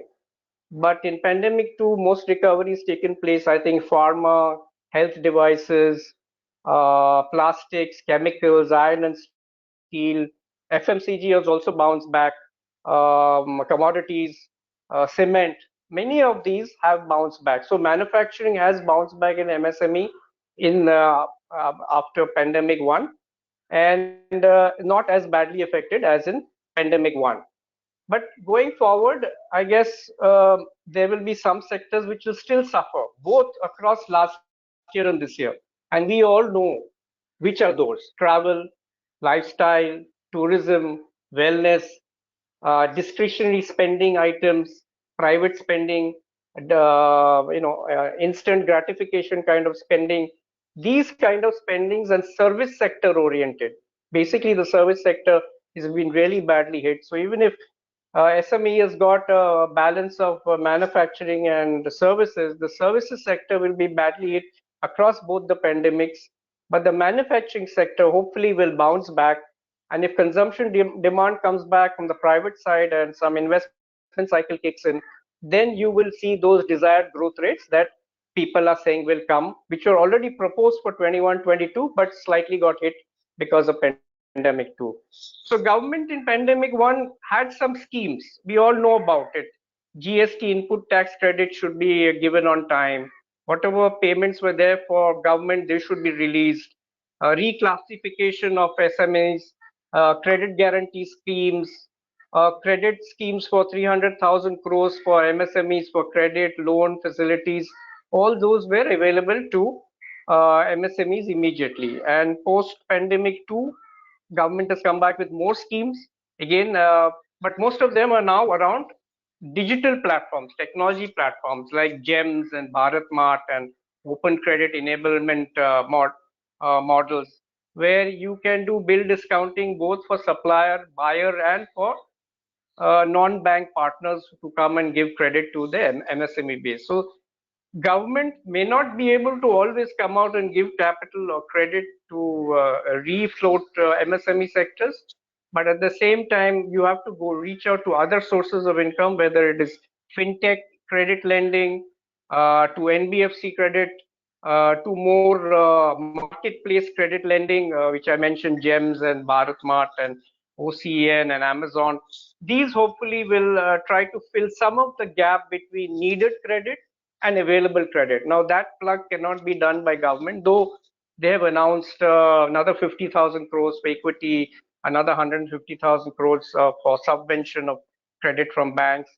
But even if that credit is available, and a lot of people have made inquiries from MSME sector, the credit offtake has been far less than what was expected, because MSMEs don't want to burden themselves by taking loans and karja and then paying interest for it for a long period of time. So there is a hesitancy and some risk averseness for taking on credit, even if the banks are willing to give you without collateral or with less interest or with moratorium or with some forbearance or delayed payments. Even with these factors, mom and pop stores, micro businesses, nano businesses are reluctant to take capital from a formal sector because of the debt repayment and principal repayment and being in debt and not being able to pay it off. So new technologies like credit lending and bill discounting, invoice discounting, reverse invoice discounting is something which helps MSMEs use their receivables to get credit or use their orders to give buyers better pricing, or opens up the MSME to access loans from NBFCs who want to lend to MSME sectors. As we all know, even NPAs of banks are going high also because of Mudra loan and all. There is consistently going high because the banks are, while they are supposed to lend to MSMEs, they're also fearful that in the future, if they take on too much of MSME loan and credit, they will be landed up with additional NPAs over and above what they're doing for their formal larger companies. So if you look at, say, 3 or 4 key issues that we are finding in finance, if you want to summarize it, one is lack of enough service providers for credit facilities. Second is not enough credit products, not enough products in this space for MSMEs to be eligible for or to reach out to. Third is that the gap between what you need and what you actually require is so high. It's about 15 lakh crores. There is no way that only governments or banks, PSU banks or otherwise can bridge it. You have to reach outside the system to be able to get that fungibility to access that credit, and on terms and conditions which are useful to you rather than which put you in to deep debt. Going forward, I think just a few mentions of what I see as some disruptions in MSME finance and economics is that use of platforms, technology platforms. I think Sanjeev has mentioned it, Sandeep has mentioned it, almost all of you have mentioned the use of technology for the last mile. That is either through TREADS, which is a government bill discounting or invoice discounting platform, There is fintechs are also having their own lending platforms. GEMS and Bharat Mart are also marketplaces for MSMEs. What they lack is a credit enablement or credit facilitation platform which helps them to also get credit from non-bank institutions. So through OCE and trades, invoice discounting, reverse invoice discounting, marketplaces for credit, these could be some new trends which we might see going forward, which will help MSMEs get access to credit over and above the traditional lending institutions, which are PSU banks or small finance banks or Mudra banks. I think they have also got stressed, and their requirements also sometimes don't fit the MSME, quite frankly. As Sandeep was mentioning, a lot of schemes are there, a lot of incentives are there, a lot of facilitation is there for MSMEs to get credit and loan, but MSMEs sometimes don't fit that criteria. Whether you restructure or you reclassify your credit so that you can take more credit because you reclassified that you don't fall short of getting the credit thresholds. You are supposed to get contact-free lending, and that's the new scheme that they're trying to bring in, so that minimize the contact between the financial institutions and MSMEs to make it more remote, digitally easy. But at the same time, the last mile is the digital last mile, which is going to really have to step up. And we have depended on pandemic 1 and 2 for lot of support from government, credit, loan, etc. But I think going forward, MSMEs which shall survive will need to have a different model, reach out to the private sector, reach out to the public-private sector for getting more liquidity, becoming more solvent, getting equity infusion. These are things which will help them.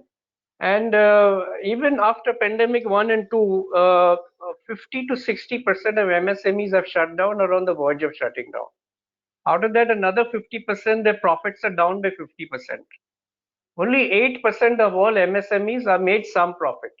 And we all know those MSMEs are ones which are benefited from in the area of healthcare and footwear and PPE and plastics and chemicals and health devices, maybe even health services, health tech, etc. These have done well. But by and large, bulk of MSMEs, whether in manufacturing or services, have really not done well. Going forward, I do see that manufacturing will bounce back within the MSME sectors. There will be some restructuring and pivoting that they will need to do, some reinvention of their own business model. They cannot rely on the old business models. Resizing in terms of employment, efficiency, productivity, their economics will have to change. But the services will still take another 6 to 9 months to bounce back, and they actually employ most of the people who are supposed to be employed in this informal sector of 80, 100 million people. In the two pandemics together, probably 20, 30 million people have lost their jobs, so they have to be re-engaged. In the meanwhile, hopefully, incomes will get affected, so your consumption demand has gone down. Your consumption demand has gone down, your capacity utilization has gone down. Your capacity utilization has gone down, then your investment cycle or your capex cycle is deferred because you don't want to invest for capacity because you don't know, you're uncertain about demand, you're uncertain about profits, you're uncertain about your margins. All these have been affected. Revenues, margins, unit economics, EBITDA, receivables, every single parameter of finance has been affected in the MSME sector, unlike in the corporate sector. The corporate sector has been able to cut their costs and maintain their EBITDA margins. Even if the revenues have gone off, their gross sales have gone off, because they have been quickly been able to adapt and adjust and reduce their costs fast, they have been able to maintain the EBITDA. So they have really not been so stressed. But that is what happens in large formal sector and large companies and organized companies, that they're able to quickly work out for themselves what's good, what is sustainable, and the most resilient of these guys then survive. Unfortunately, MSMEs are not necessarily resilient. As you said, somebody said that they may not have the best of management capabilities. They may not have best financial management capabilities. They may not have the best of HR capabilities. But these skill sets are frankly required going forward. We are all entrepreneurs. Many of us have come from worked in larger companies and in other places. So we've imbibed those knowledge, that skills, that experience, and that expertise. But many people who work in MSME sectors are starting to do that from school or even during graduation or post graduation or not any education beyond class 8.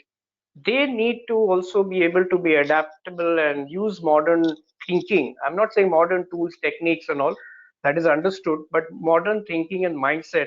How do we get past this peculiar problem and use this as an opportunity to change our business model or find a new business model? I think that's the key thing. Either you change your business model on the fly or you will not survive. Or if you're starting something new, please look for a new model which is not dependent on what from where you've come or your original thinking. So I think these are some quick thoughts that I have on the financial economics of MSMEs. Both are very critical. One affects liquidity, one affects solvency. Both are stressed, and both need to be addressed not only by government but by whole of society, including maybe public, private, and large foundations, non-formal credit, NBFCs, microfinance organizations, crowdfunding. The latest trend is getting your liquidity addressed through crowdfunding, getting your postgraduate education from crowdfunding. That was never a model. Now it's become a model. A model of getting to the top university and doing it by Zoom or digitally was not a model. Now it's a model. Earlier, you had to go to university, go and sit in class. Now they're saying you don't need to do that. But then you're asking, why should I pay so much of money to do that? But the model has changed. As you know, ed tech companies, educational companies, fintech companies, gaming companies, entertainment companies, media companies are doing well in the pandemic because they've been able to adapt themselves, content-wise, model-wise, structure-wise. A lot of people have been able to adapt and adjust. MSMEs have to be able to do that. And I recall that last year we did the first MSME program under the WASME banner in May or June, soon after the lockdown, strict lockdown. And at that point itself, I said that you have to be optimistic, but you have to learn to reinvent yourself, reinvent your business. Don't wait for the pandemic to end.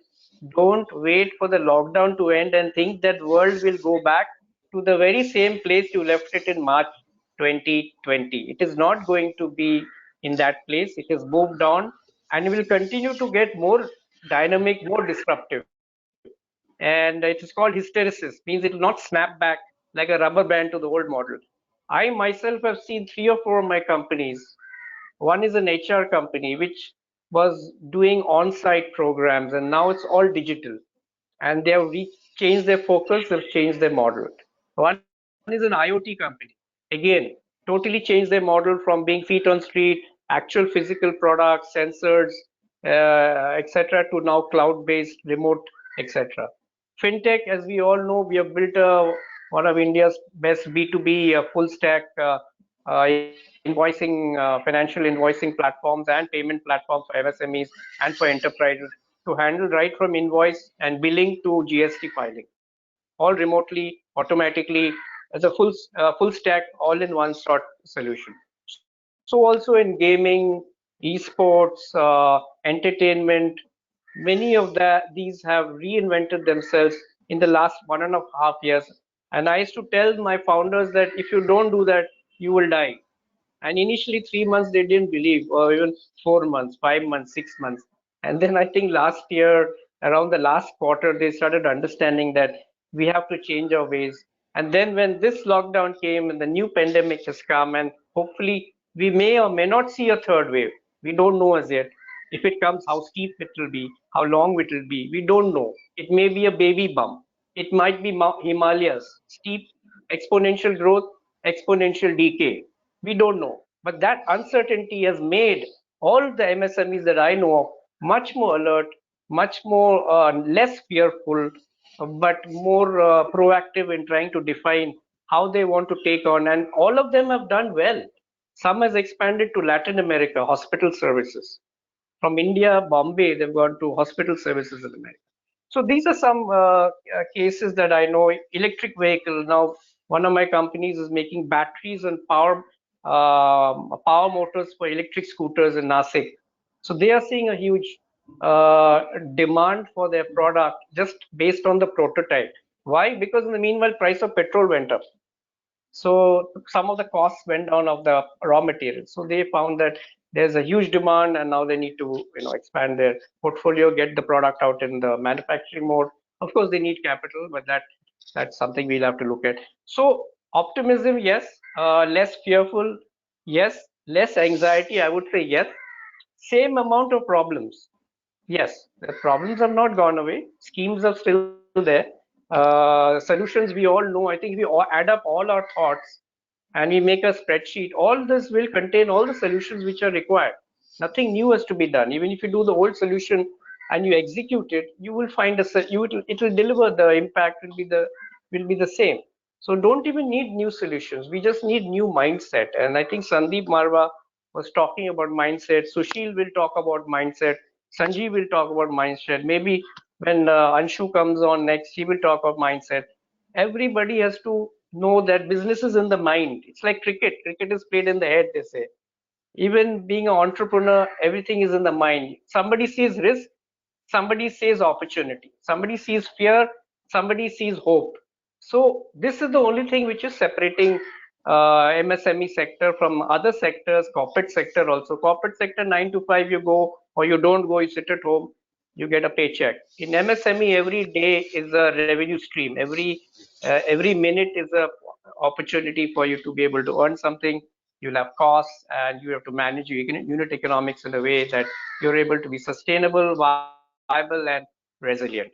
So with this very macro understanding of finance and sustainability for MSMEs, very key, probably the most important, and technology, how we can use these two guys, finance and technology, fintech, to now help MSMEs. And from last year to this year, I've seen 3-4 initiatives, but they are yet to get traction.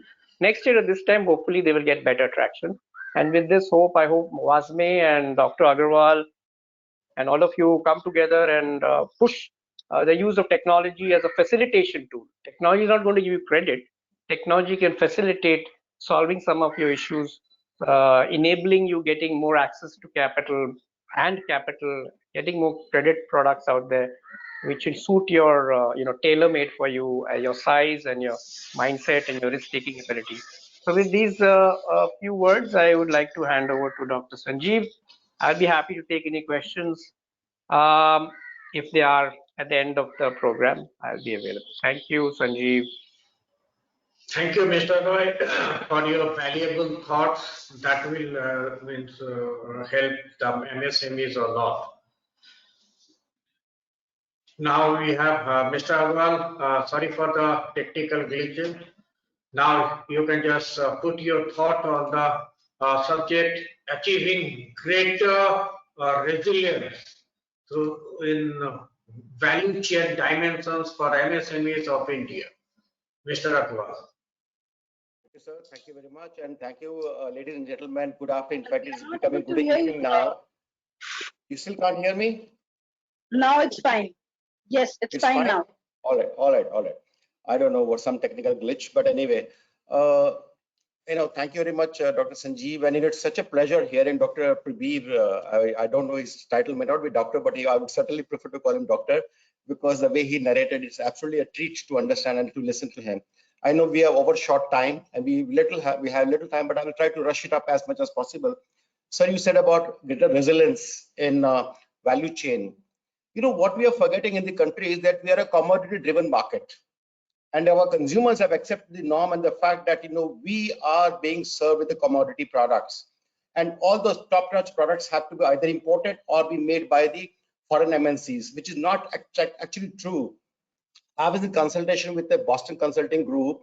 They are creating a furniture park because we are into plastic molded furniture industry, and I'm national president of Furniture Manufacturers Association. I'm also vice chairman of CII. And when I talk to a lot of these people, they all have Me Too products in the country. And unfortunately, this inculcation of the technology imbibing into the system and to bring those products on board, it's just not happening. We assumed and we realized that there's a $10 billion market right now for furniture alone, and we need furniture parks across country. And they're setting up one in Tuticorin right now with 1,100 acres of furniture park. And the assumption is that every park will also generate almost about $10 billion worth of business. That is the amount of potential we have. So we have two things. One, import substitute that we can by value chain.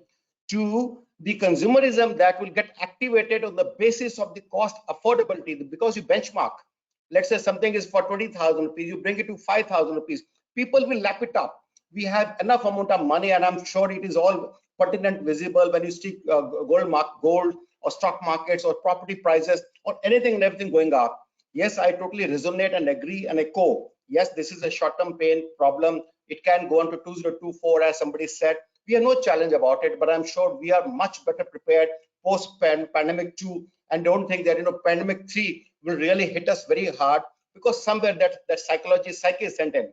Now, I would like to certainly say that we need to use the import data that is available amongst agencies. There's somebody called as I forget his company name, something like InfoDrive or something like that. He has the data of 5 years across 80 countries of all that import that is coming into the country, and how much the selling price could be, say, let's say $1, and it's being sold for $7 or $10 here. How we can replicate and add that value chain here by either bringing technology for that product or joint ventures or whatever the case may be, and all sectors across, except white goods and cars, etc., where they're MNC operating. All other consumers product, MSME sector at least, we need to imbibe that technology. We need to bring in that to actually create that value chain. And I can assure you, if you're looking at $3 trillion to $5 trillion, it's not a dream, it's a reality. This $3 trillion has not been pushed or enforced. It automatically happened by virtue of the consumerism that happens with 1.35 billion people, and it's ever growing, fastest growing economy. We have more than 35% of the gross saving ratio in the country. More than $1 trillion that we save upon is actually to be used and splurged on the consumerism, where people are ready to lap up that kind of product service that we need to only offer. So my humble request to all those people who are listening is, or we can also disseminate this information, that we must make use of this InfoDrive or import data of 5 years, evaluate what are the products and services that are being imported, what rate it is being sold, how we can replicate and active and ensure that those products are available here. This is something I would like to say. And even beside that, a couple of days back, I was addressing electronic manufacturing policy.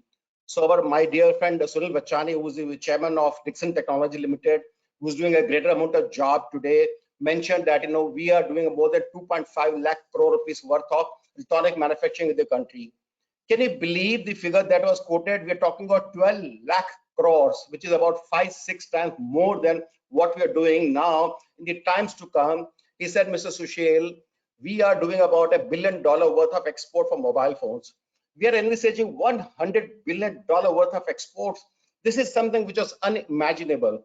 And I can assure you, friends, I've been privy to the information that all these Koreans, Japanese, Taiwanese, Chinese, they're coming by planes and trucks and droves, and they're just saying, okay, India is the hottest destination. We are anyway fastest growing economy across globe. But nevertheless, there are some issues and challenges. The most conducive atmosphere that we have had post-independence, we never had ever in our lifetime. It could be for corporates, of course, large corporates are anyway lapping up Gautam Adani to Mahindra, so anybody and everybody is going gung-ho, and they're saying, okay, hum pure desh ko apne haath mein le lenge. We'll take the whole country into our stream. They are going ahead with anything and everything. MSME is stuck because they all believe that we don't have access, people are not listening to us, we don't have funds, we don't have organization depth, how to leverage this, how to take care of that. There are challenges, issues are there. I would certainly say that this hybrid technology that has come in, which is being said by Dr. Prabir, Mr. Prabir also, that the total norms have changed. Earlier we used to all believe fleet on street. No, it's not anymore. In fact, we are doing a much more better business. Last year, the post-pandemic also, with the losses also, our company's top line increased by 40% and bottom line increased by 100%. And that all happened not just due to pandemic pent-up demand, but also by the virtue of fact that we actually leveraged on the amount of business that we could generate on the basis of our strengths that we were able to activate in the market. So a lot of people, they went down and said, okay, oh my God, everything is gone down to the grains. We have no problem, no money. We don't have cash flow. So let's shut shop and get away. That's not true. They created a vacuum, and that is how large corporates had a huge business. Everybody's balance sheet is, shining pretty much. That is how stock markets are going up. So I would say that we need to create a hybrid model of business, which has been forced upon us. It is trusted upon us. But the best part is, what would have taken 5 years has happened in less than a year now. And this new hybrid model is giving us enough amount of, let's say, leverage to actually reduce our cost of operation, which we have been able to reduce. A lot of not only direct cost, but indirect costs also substantial decrease in the cost. So I would suggest, and even a project based, you can have people who could be employed on project based, because people are not going to stick for a lifetime now. They're going to have a different kind of lifestyle altogether. We're all getting accustomed and used to all this thing. Your digital asset must be leveraged, because right from YouTube to Facebook to Instagram to being on social media is absolutely a great way or an online platform. Somebody were talking that today anybody who be doing business on online have actually increased their top lines by many number of times, 4 to 5 times. And even right from the pizza to the Swiggy to the Zomato, you all know that they are raking up money like nobody's business. So I think digital asset, whatever you have, must be leveraged. Beyond that, in fact, I would say that technology interface should be so good that you don't have to be physically present anywhere. We were all anyway operating from confines of a home on Zooms and Go meeting and all that, and we were able to run a business effectively and more safely and more productively at our own given amount of time. This kind of beautiful atmosphere that has got created, let's assume this is an opportunity, because nobody could have ever told you can stay back home and still run the business. We're able to do that at this point of time. So I would recommend and say, why can't we create digital interface into our operations in such a way that seamlessly things are happening? You're able to scale up by 1x, 2x, 5, 10x, 20x.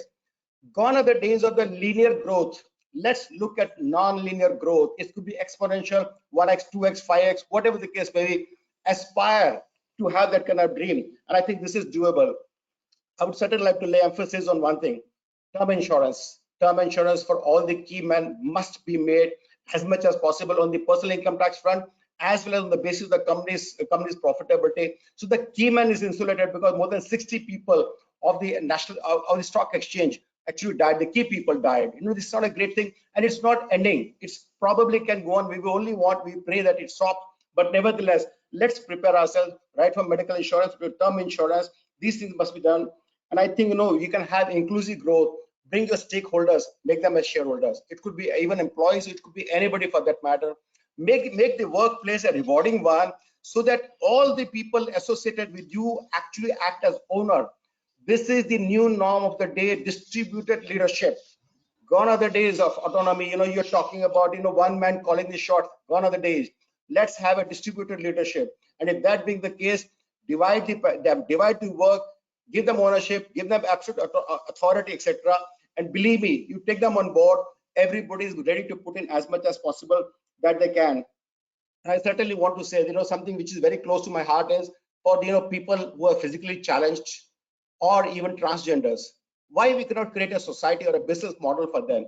Why all of us should not really put in efforts to ensure that they also get into the mainstream? None of us have actually ever thought, we believe that they're all marginalized people, they don't exist, which is not true. We all have to have an inclusive growth, inclusiveness. And that being the case, I am actually up for game. And I would at any given point time create a business model for these people, so that they can actually be doing a great amount of contribution to society, welfare to themselves, and a gratification of being in existence. These are certain things that I would like to say. And of course, the amount of policy information that have been disseminated by state and central government agencies are so wide and huge, and they're very dynamic. They're ever changing, day in and out.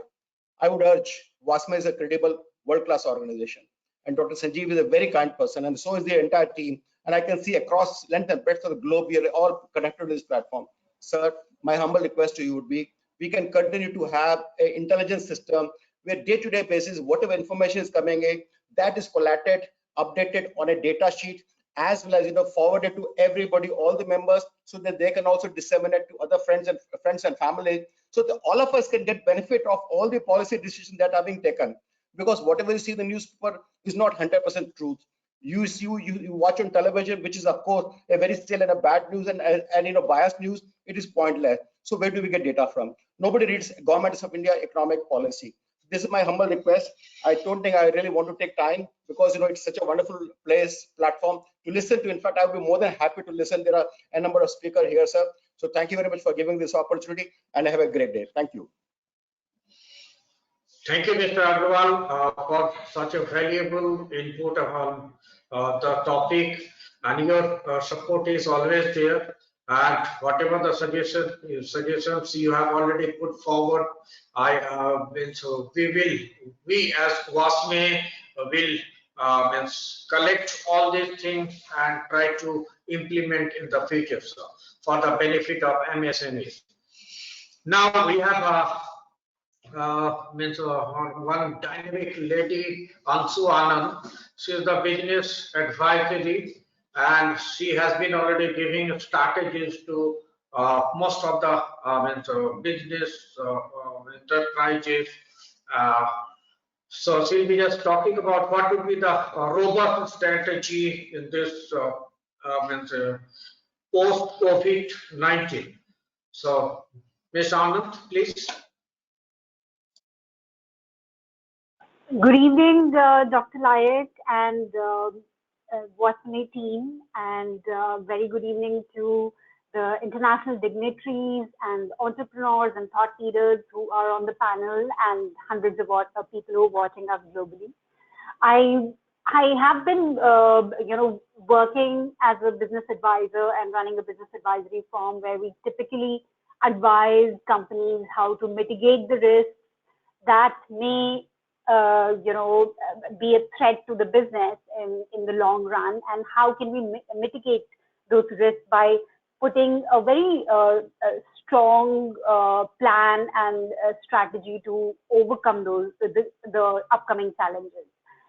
And in a business, like all the panels have highlighted, the kind of challenges that are that we're facing still, during COVID and post 2020.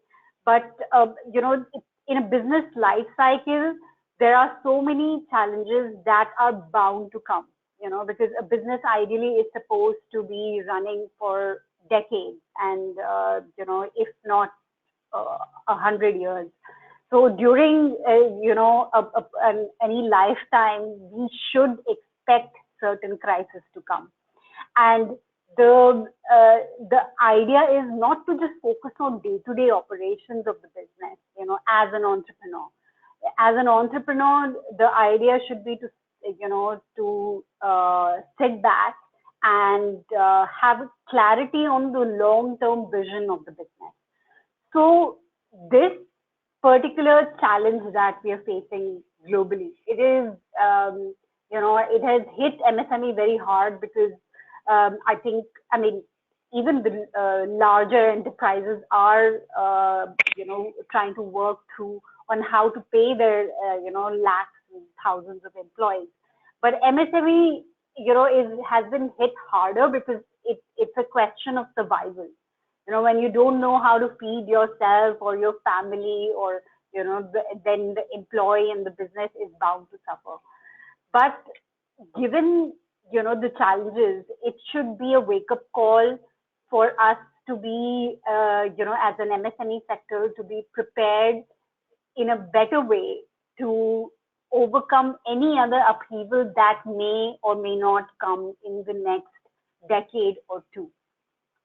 And that, in nutshell, is what is called planning and strategy. Strategy is basically having a robust, actionable steps that are defined by the management that will help the companies, take their business functions forward to help you, sustain in the market and keep earning profits. So, now just expanding on the strategy aspect. Right now, we are, as entrepreneurs, we are able to take time out from the day-to-day operational burden, and So we should be focusing now on the vision aspect of it. We should utilize that time in doing research and understanding the competition and the market to see where your business actually stands globally and what are your competition doing, what is that we can do better. And this has to be implemented in every business function. So I will just, I'll first of all start with finance. Now, like some of the other panelists also highlighted that there is finance available in terms of, credit options, through government schemes and NBFCs and private banks, government banks. But the MSMEs are still hesitant to take loans. There's collateral-free loans also available. There is a huge surge in the equity space as well. Every week there is on an average of $490 million to up to $1 billion every week that is getting funded to the Indian companies. So there is a lot of money that is available. Why are MSMEs hesitant to do it? Is because they lack the vision. And what needs to be done is that you need to work on the financial projection of the next 5 years. Take time to understand your business and understand how the industry is shaping up in the next 5 or 10 years and put numbers around it.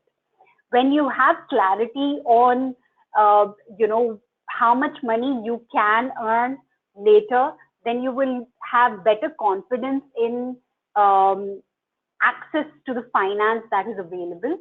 And that should always come with the clarity of, first understanding where would you allocate the funds. So financial projection is something which is very important as a strategy for every MSME to follow. There are professionals who also work on it. And for companies that are looking at any kind of equity dilution, they should also look at the aspect of corporate governance, which is, again, a key aspect as a strategy to make sure that after you are able to acquire, certain fund for your company, you're able to justify, the new partnership. Then, when we're able to take care of the financial aspects, the key element is HR. How do I ensure that I have the smartest people working happily for my company? And this is again this comes down to not just from the policy point of view, as a strategy, MSMEs, even at the smaller or medium stage, even if you have 3 to 5 or 10, 15 employees, this is the right time to think, discuss internally and understand that how can you build a culture which will attract, smart and young talent in your company, because they are the only ones who can help you grow. And that is the culture which can later be implemented as a policy, when your company grows from small to medium or medium to large. And in terms of operations, once you have, done your financial projections, you need to now understand, to achieve those revenue targets, or the expenditure, where it's going. When you have the clarity, you need to create a systemic operating procedure for your operational requirements.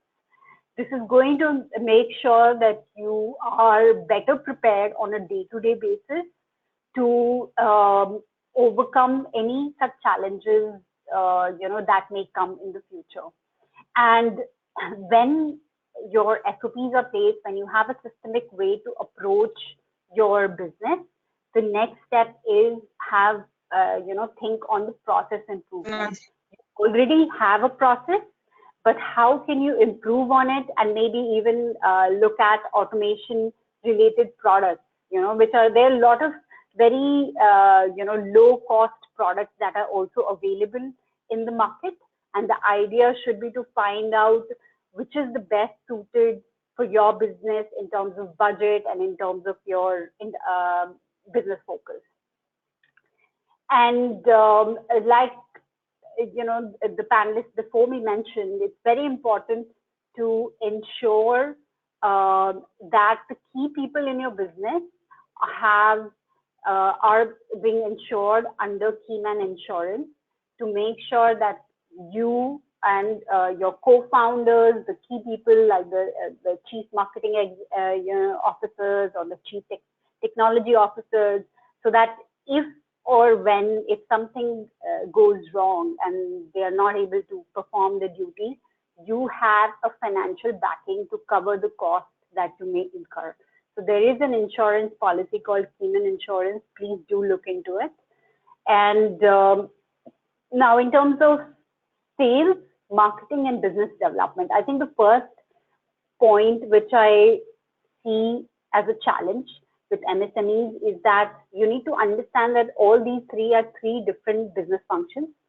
You may not be able to hire people immediately for all of them separately, but you need to have an understanding that there needs to be a different approach for sales, marketing, and business development.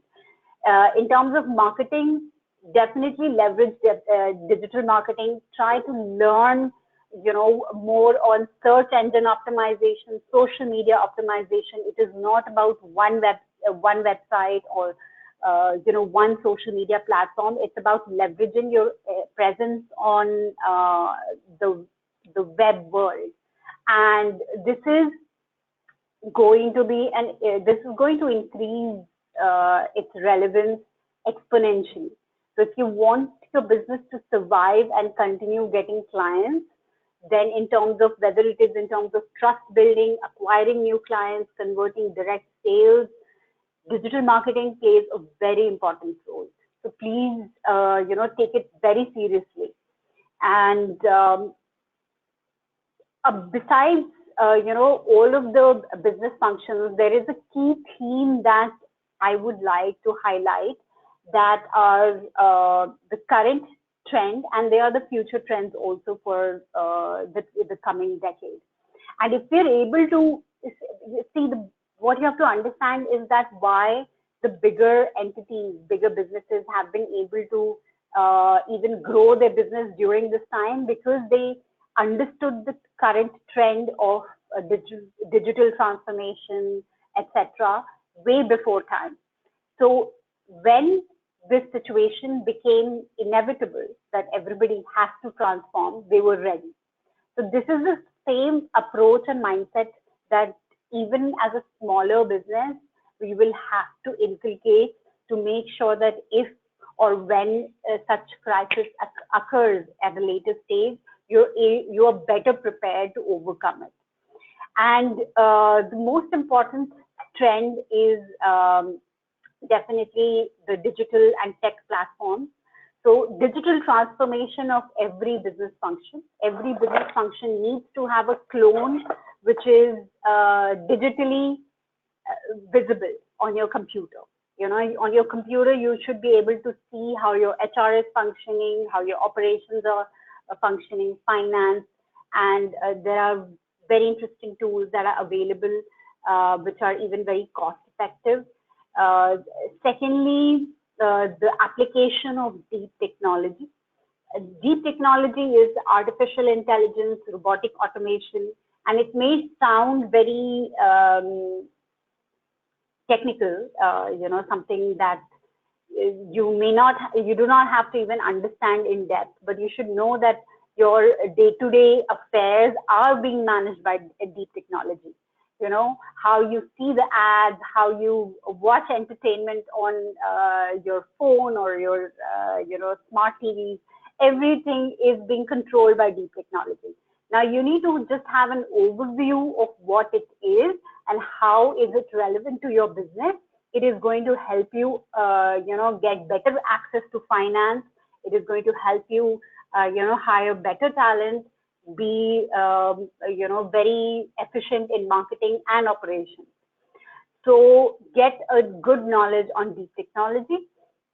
And besides the health issues, I think that we're facing globally, the biggest challenge is, or perhaps the bigger challenge is climate change, which is a reality that is even getting more serious day by day. So what happens to your business when climate change becomes an inevitable topic that is being discussed by governments or the private sector and the people? So you have to understand that there are certain aspects that the various governments around the world are doing in terms of climate change, and how is it affecting your business, and how can you change your business model, financial model to suit this current trend. And some of the business functions that are going to be very important is corporate sustainability, having a business model which is very sustainable in the long run, and then having a sustainable supply chain and logistics system. And apart from that, sustainable finance is a very interesting topic to integrate in your business. So, and besides that, ESG reporting, which is environment, social, and governance reporting, has been made mandatory by SEBI for the top 1,000 listed companies from the next financial year. And it is going to be essential for even the small to medium businesses to start integrating certain sustainable policy framework in your business if you want to survive, or if you don't want to be in a crisis situation again, in future, to mitigate these risks. And besides all of this, I think be very up to date in terms of knowledge of how businesses function, how your competitors' landscape looks like. Be ready to learn, and be ready to even outsource the knowledge aspect. There are so many platforms that are available right now, which are giving you access to mentors, advisors, coaches, and so have a structured approach in terms of handling your business, and just be optimistic.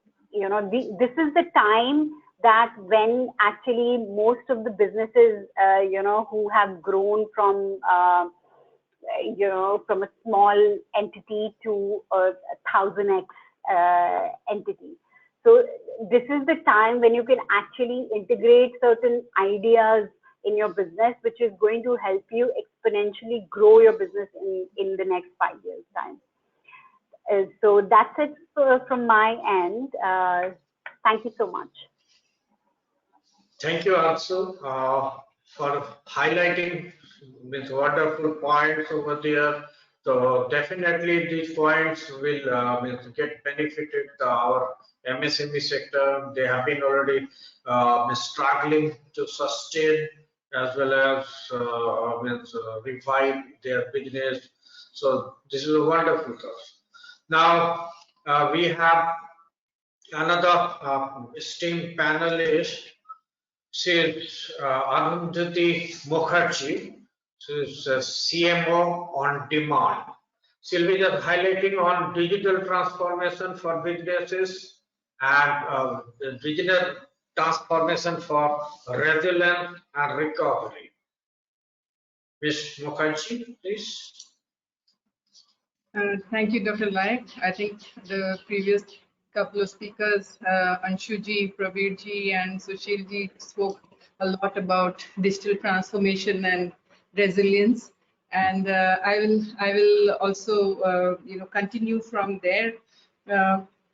Today I think the evidence that digital is the way to go is non-negotiable. I think it is being accepted by everybody, including the manufacturing organizations who earlier used to say, how does digital help me? I think that question has been answered very strongly in the people who, as as Anshuji said, as Sushilji said, the people who survived are the people who took digital transformation seriously.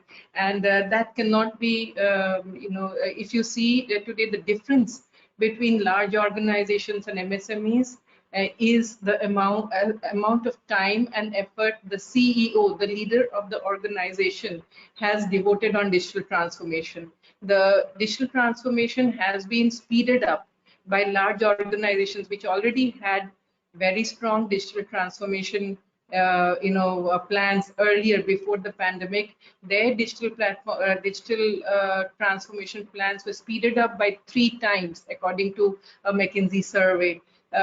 So the MSMEs, however, did not speed up their digital transformation plans. Digital transformation has the potential to improve your every part of your organization. Top line, how do you acquire more customers? Your operations, how do you deliver to your customers? And the bottom line, how do you make that delivery profitable for yourself? Every single aspect of your business can be improved using this digital transformation. For MSMEs, the other advantage that we have seen recently is that most organizations, most of the players whom we earlier thought were only for large organizations, you see any aspect of the operations of a organization, whether MSME or large, every aspect of your organization today, there are software as a service or SaaS models available, which makes it much more simpler, easier, and economical for MSMEs to adopt a digital transformation. There is no reason why an MSME should not look at digital transformation anymore. The expensiveness that was there earlier with the big brands, so we have seen a lot of MSMEs go and buy ERPs from unproven vendors. We have seen them go to small unproven set of 2-3 people to get their work done. I think now we have professionals who have quit their corporate, like Praveer Roy ji said. There are people who are available with the skill sets of large organizations. There are tool sets that are available from large organizations, which are now in the SaaS model, very affordable to SMEs. Everybody has recognized the role of SMEs in an economy. Everybody has recognized that if they are able to build on this role, they will profit. So, we should look at large organizations. One of the things that I have seen is a mind block with SMEs. I have been working with SMEs very seriously for the last 3 years, where we decided to focus only on SMEs because that was a underserved segment, we thought, at RO. And we have realized that the mind block that SMEs leaders have is that, oh, that is a very large organization, I can't afford it, I cannot do this or that. But that openness that startups have, for example, I would like to compare SMEs to startups and large corporates both, because we need to learn from everyone. Whether it in the digital age, we are learning from our kids, we have learned from our parents, both ways. So we are, let's learn from the large corporates how to, use the best people, how to use the best tools. Let us learn from startups to have an open mind. And that is my submission to the MSMEs to transform digitally. Today, today there is no lack of tools or people at the most qualified and experienced people to deliver digital transformation. The potential is immense in and long term. You start benefiting right now, and the investment will last you for years and years together in terms of tool sets, in terms of people skills, etc. We recently did a among SMEs, we did a poll, and we asked them, what is, you are listening about digital transformation, what is your single biggest reason why you have not focused on digital, or not taking much action in for digital transformation? And the answer was failed projects earlier. So yeah, right from the beginning, the speakers today have made some very important points. For example, at the starting, Professor Janki made the of the information glut that is there. We had we had somebody say that the right kind of people are not available. The clarity about right kind of tools are not available. Yes, those are challenges that are there, but those are the solutions are also there. Like earlier, we did not have those solutions. SaaS tools were not available. Experienced people were not serving the MSMEs. But today, with the startup culture, with the people not looking at people looking at life and career beyond large corporates, we have experienced people who are working as entrepreneurs and willing to help you. So there is no reason to not look at digital transformation at the highest levels at very optimal costs, which are in models which are very suitable for SMEs. And that said, we have also seen, that Mr. Rahman said that government schemes are not easy to access, and similarly, tools are not easy to access. So again, you need the right kind of people. Prabir Roy ji said that resilience is because of the best management capabilities. Those are the important things that we need to access. Sushil ji made an impassioned plea about how MSMEs should talk about to think more seriously about digital transformation. And yes, this is the time to think about digital transformation very seriously, and the opportunities are huge in terms of results for your business, in terms of access to the tools and the people and the experience that you need to make the right decisions and choose the right kind of solutions for your business. That said, that is my submission and my request to MSME leaders. This is a top-down process. Digital transformation is a top-down process. Don't give it to your IT manager. Don't give it to your marketing manager. Don't give it to it. This is a CEO's job. Don't shirk the don't shirk the responsibility and put it on somebody. It requires learning. We are all learning. I go to my 15-year-old daughter to learn about marketing is changing. I am a marketing person, but every 6 months marketing has changed in the pandemic. In normal times, every 18 months marketing is changing. So we need to learn, and CEOs need to learn. Every CEOs of billion-dollar companies are sitting down and learning. Today, CEOs have no option. In the new normal, in the VUCA world, everything is changing so quickly that we have to adapt. And those are my submissions to you. That said, I have some, this is WASME platform. What about us creating a cohort of 10 SMEs and saying that we will help these SMEs drop the SME tag and become 1,000 crore companies? These are the 10 SMEs with a lot of potential, where the leaders are very open-minded. And shall we create a cohort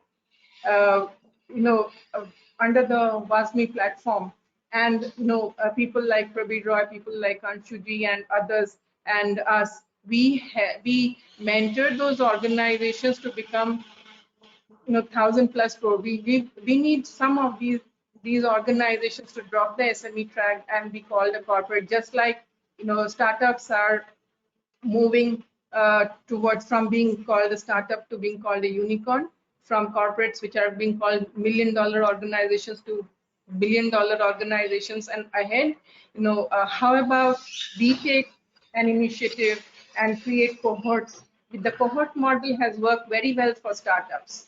It has not been adopted by MSMEs and MSME associations. So my suggestion would be to really show some traction, actual traction, and create a couple of cohorts and see where we can take those MSMEs, whether we can take those MSMEs, this is a huge opportunity for MSMEs. And when we convert, the startups got very huge role models in Google or Airbnb, or those were, garage companies, right? At the, MSMEs are better off than that, much better off than that. So if they can, the startup economy is very,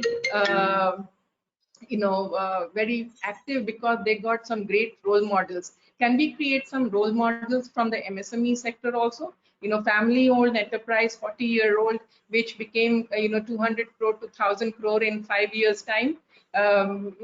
Second generation entrepreneur. Can we create, can we put some names to these kind of descriptions, just like we have got Google and Airbnb and such kind of examples? I would like to, if Dr.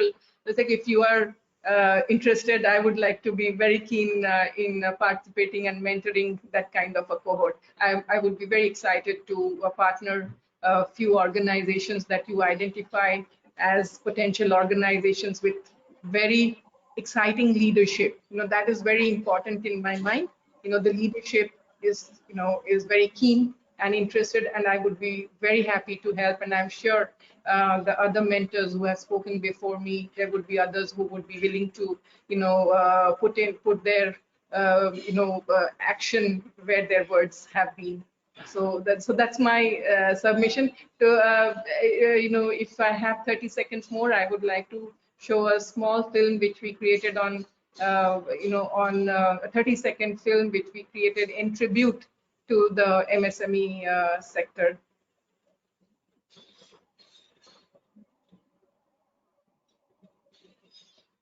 Like, can I have a screen share if possible? Yes. Now you can see it.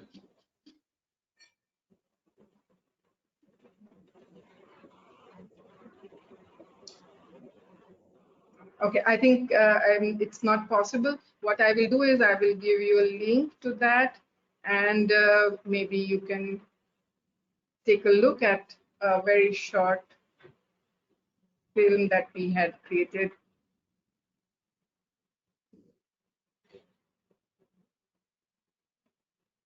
We have already shared the screen. Okay, then I can. Can you see my screen? No. Okay, you can share the link so that I can pass it to the others. I will. That's okay. Sure. So here is my. That's it. Here is my suggestion to WASME, and I'm happy, and I will share the link which we have created as a, as a tribute to this community which has done so much for the country in terms of employment, in terms of taking services to the hinterland. So any which way, it has been the backbone of the country when large organizations were not able to support the generosity that has been shown by MSME leaders. I think there's something that we all need to, give our salute to. Thank you, Mrs. Mukherjee. Yeah, thank you, Mrs. Mukherjee, for valuable suggestions. We have already well received and taken, and definitely we will implement in the future.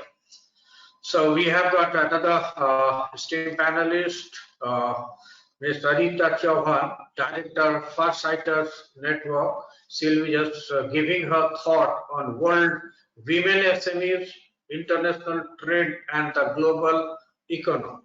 Yes, Ms. Chauhan, please.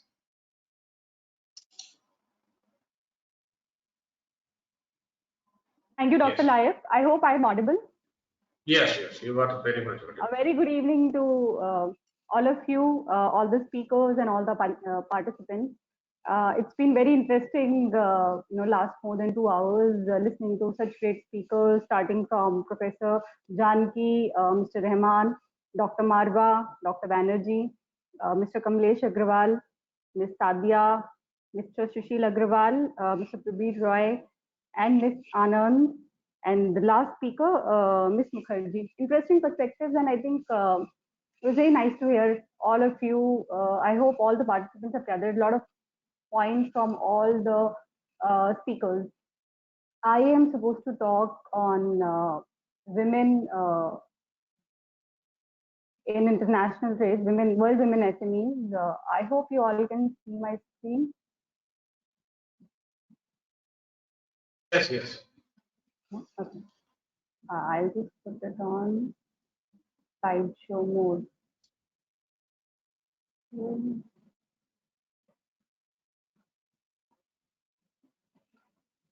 Okay. All right. So some stats, since by education I'm an economist. So this is basically participation of women in business. As you can see, globally only 1 in 3 businesses are owned by women. This is the share of women in SME as well as large firms.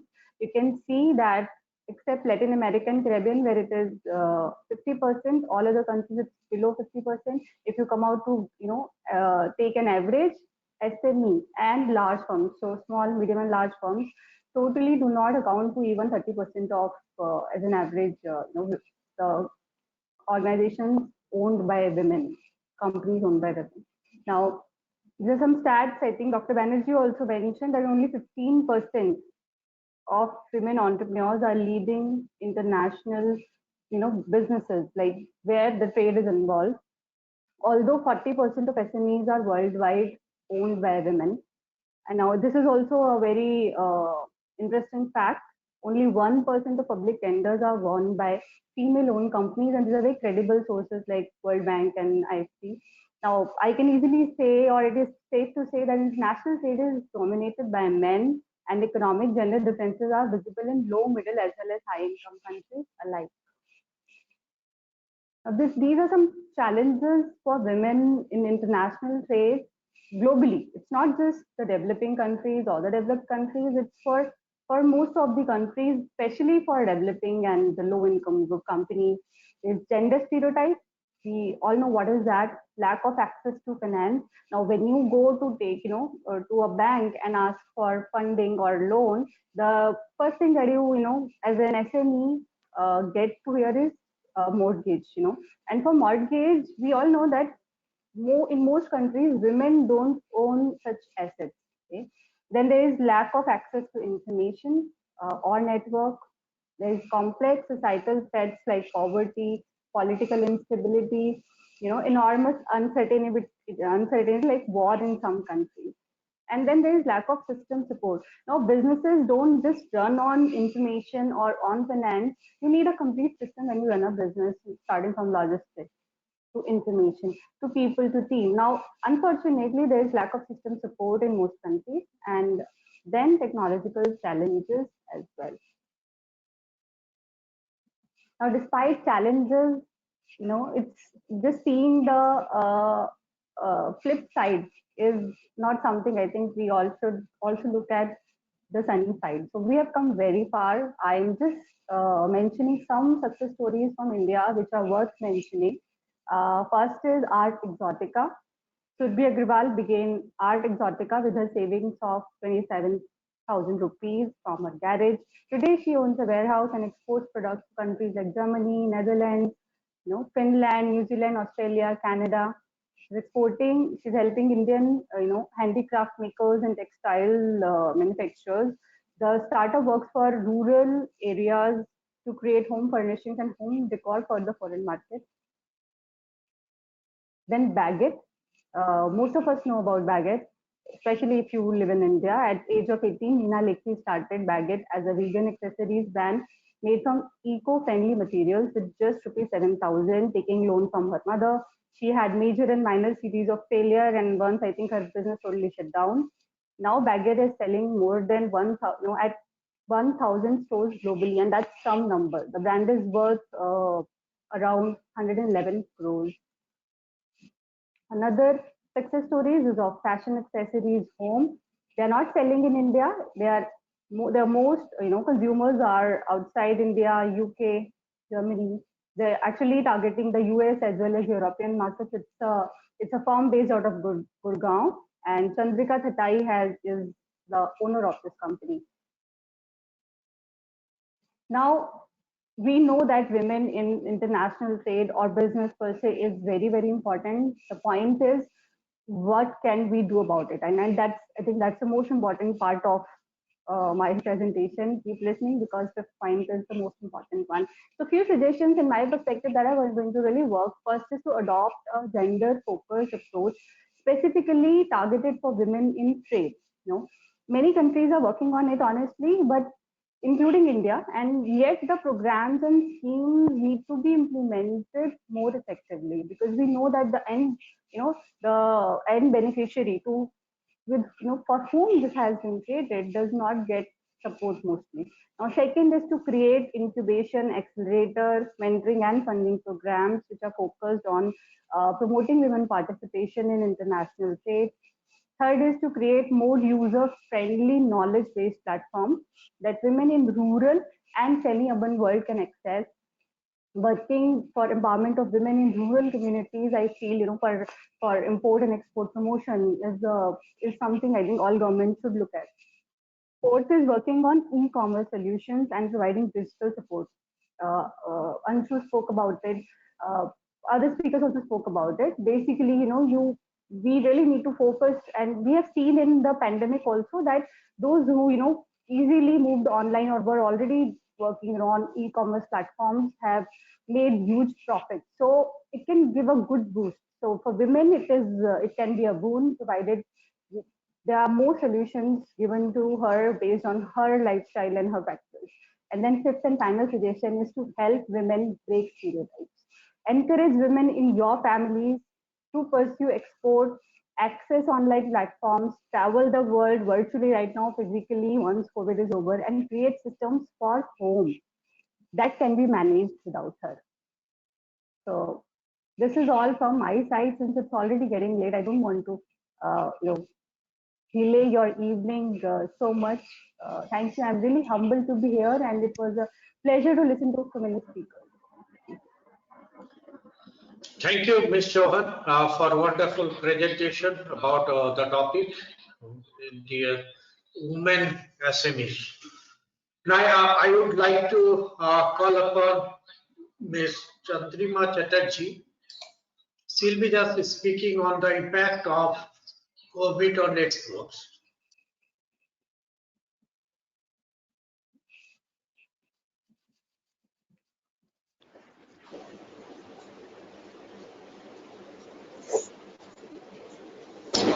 Good evening, Dr. Laik and others. It had been a long session. Am I audible? Yes. Thank you.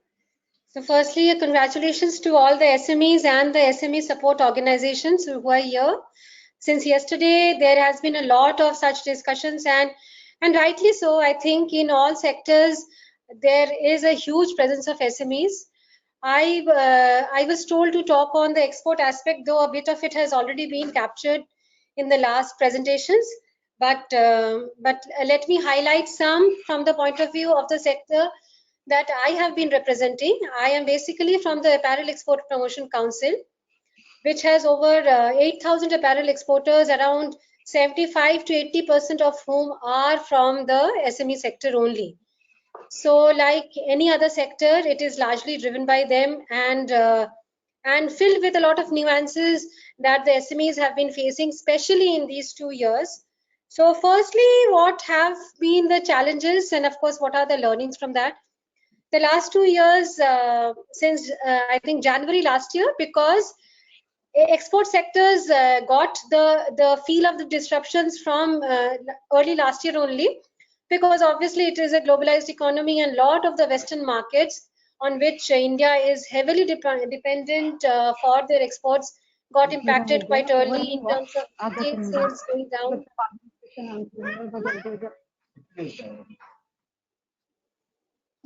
Retail sales going down. Sorry, am I missing something? Yes, sir. You can go ahead. Retail sales going down and orders being very disrupted and uncertain. In fact, there were multiple challenges that came in the way of the exporters, both in the demand and the supply side. In the demand side, of course, there was not only lower demand, there were a lot of bankruptcies filed by some of the big brands and retail houses. There were a lot of defaults and there were a huge amount of discount requests. So that had a lot of demand challenges, financial challenges, of course, associated with that. On the supply side, of course, India being a nation which is divided into several states, there were a lot of interstate movement challenges, man and material, for a sector which has a huge value chain, like the textile sector and several other sectors which has a lot of ancillarization aspects to them. I think we all learned that we are basically a conglomerate of a lot of states, and hence that much more of planning needed for a business continuity plan to ensure that when these kind of disruptions happen, there is minimal challenges with respect to the flow of soft and hard capital. For labor-intensive industries like the textile and apparel sector, there was this huge challenge of migrant laborers, availability of laborers, especially in the MSMEs, largely because the MSMEs are very human capital driven. Here, like around 30 to 40% of the cost is from the laborers, from the human capital there. And which is why a lot of MSME business plan is revolved around a greater part of the employment in the terms of contractual, piece rate or ad hoc, especially for seasonal employment. And that is where the major disruption impact was felt. So there the biggest learnings is, in fact, what we should dwell upon is that that there should be a better business continuity plan.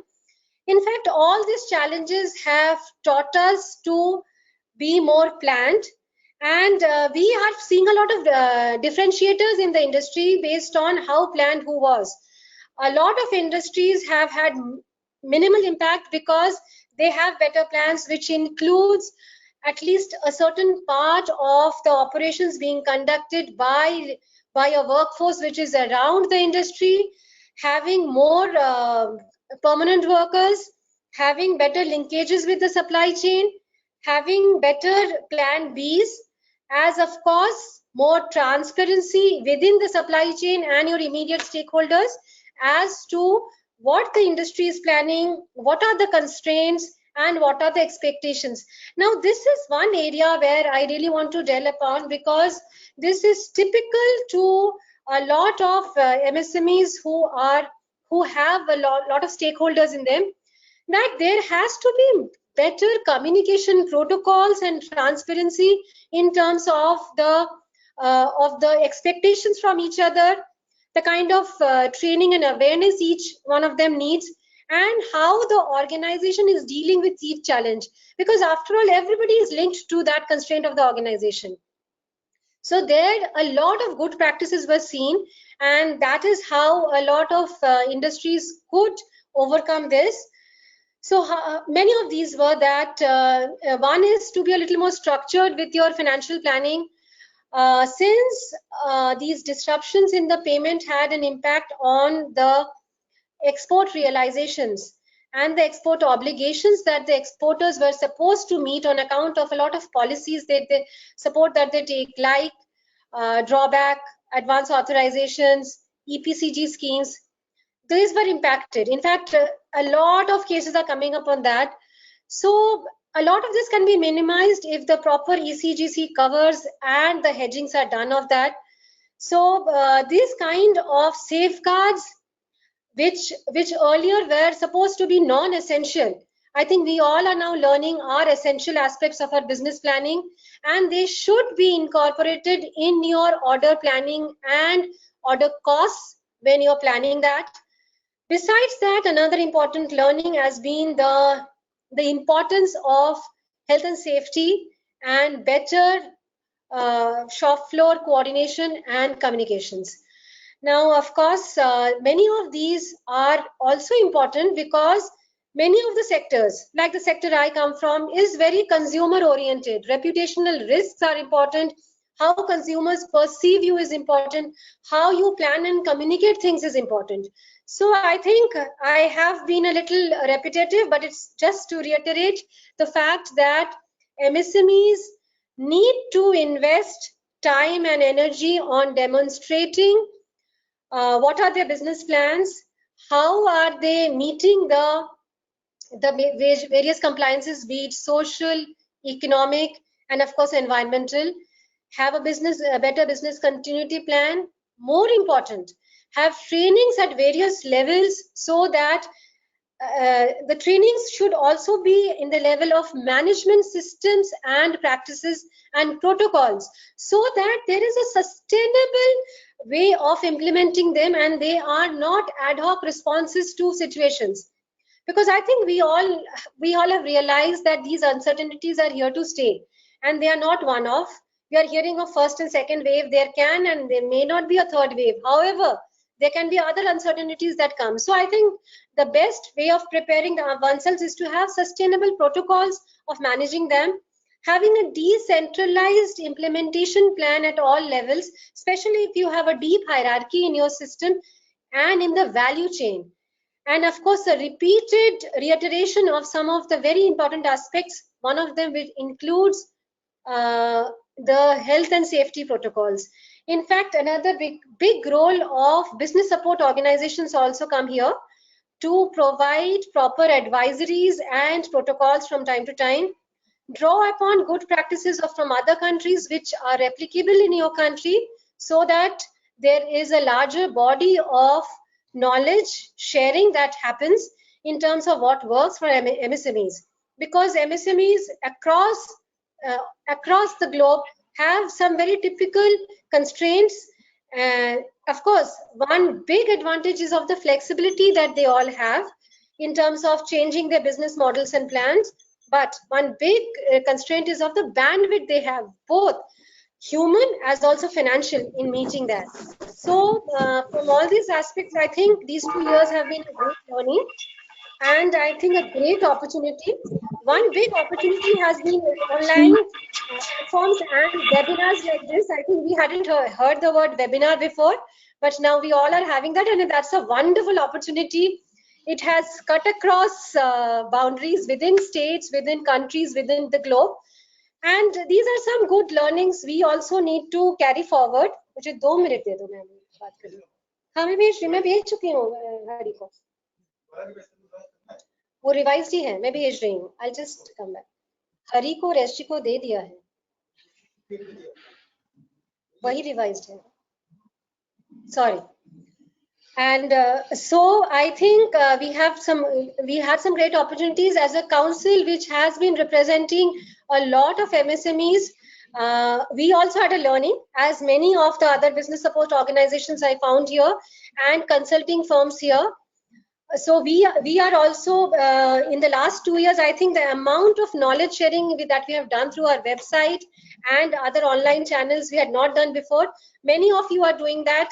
WASME has been doing that, and I think these are the learnings we are taking forward to in 21 and 22. And I think these together is helping us understand and learn better how to mitigate this kind of disruptions that that is being faced. Being the last speaker, I really wanted to be short on this. So I think with that, I would like to end. Thank you. Thank you, Chantima. Chantima has been already supporting apparel sector MSMEs for a long time. She has been already into the board of the AEPC, Apparel Export Promotion Council, and she's doing a wonderful thing. Thank you for your valuable input on the topic. And I would like just open this floor for the question answer first. If anybody is having any kind of question after a long discussion, we are already going ahead of time. If anybody is having a question, you can ask.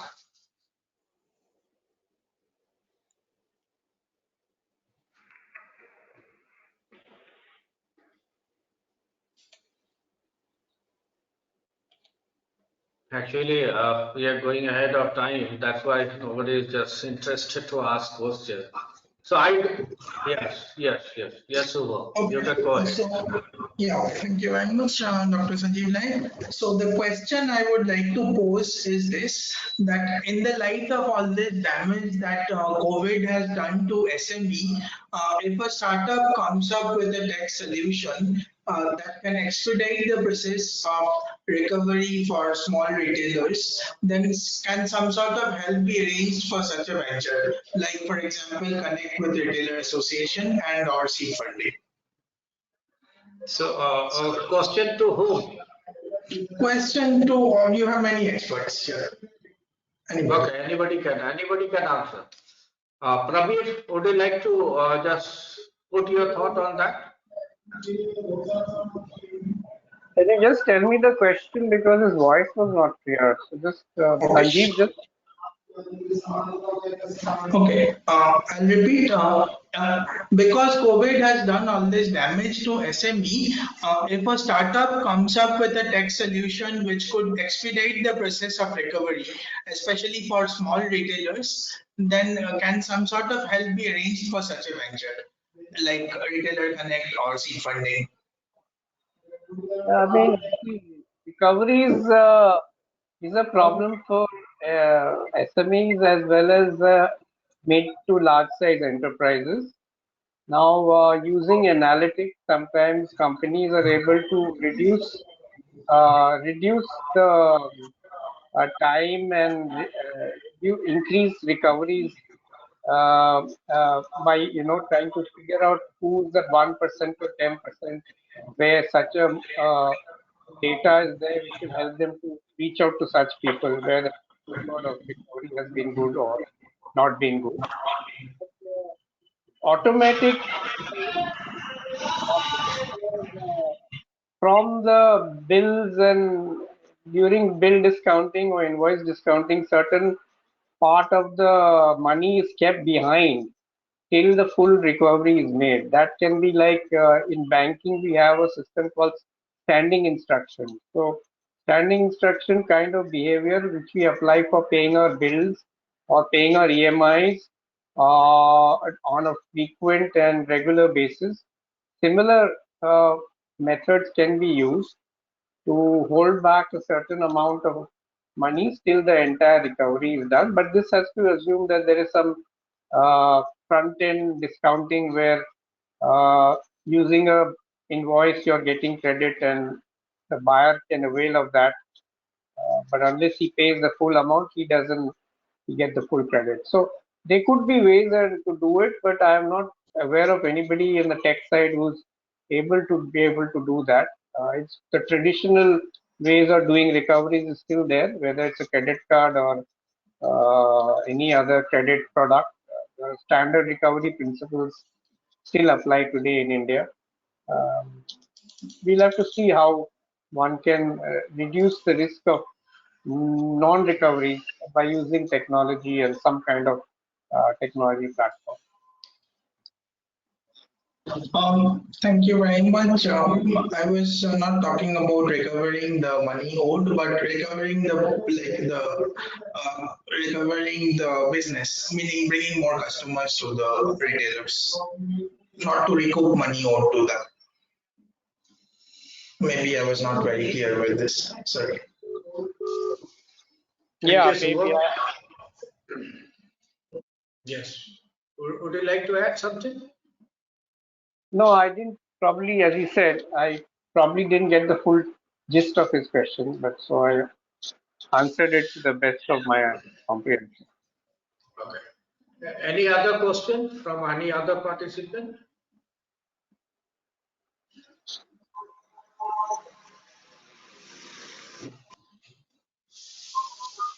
Yes, sir. Yes, you can go ahead. Yes. This is Ottoman Hassan from Arabian country. That's first time I am belong in this webinar. Thank you so much to we CMS. Actually, I hope in next webinar I can submit, I can be speaker because now I am going to complete my article, my paper regarding the impact of digital marketing on sale growth of SMEs in India. My sampling rural area. So I think during the first wave and second wave, in behavior, the client it is a change, it is increase using digital marketing. Also, that behavior now transformation to digital. So only my speaker now for thankful to this organization, also all members in this webinar. Thank you so much. Well noted, sir. Well noted. Yes. And any other question? No. I would like to just invite Mr. Rahman. Chullu Rahman is there for vote of thanks. Yeah. Thank you.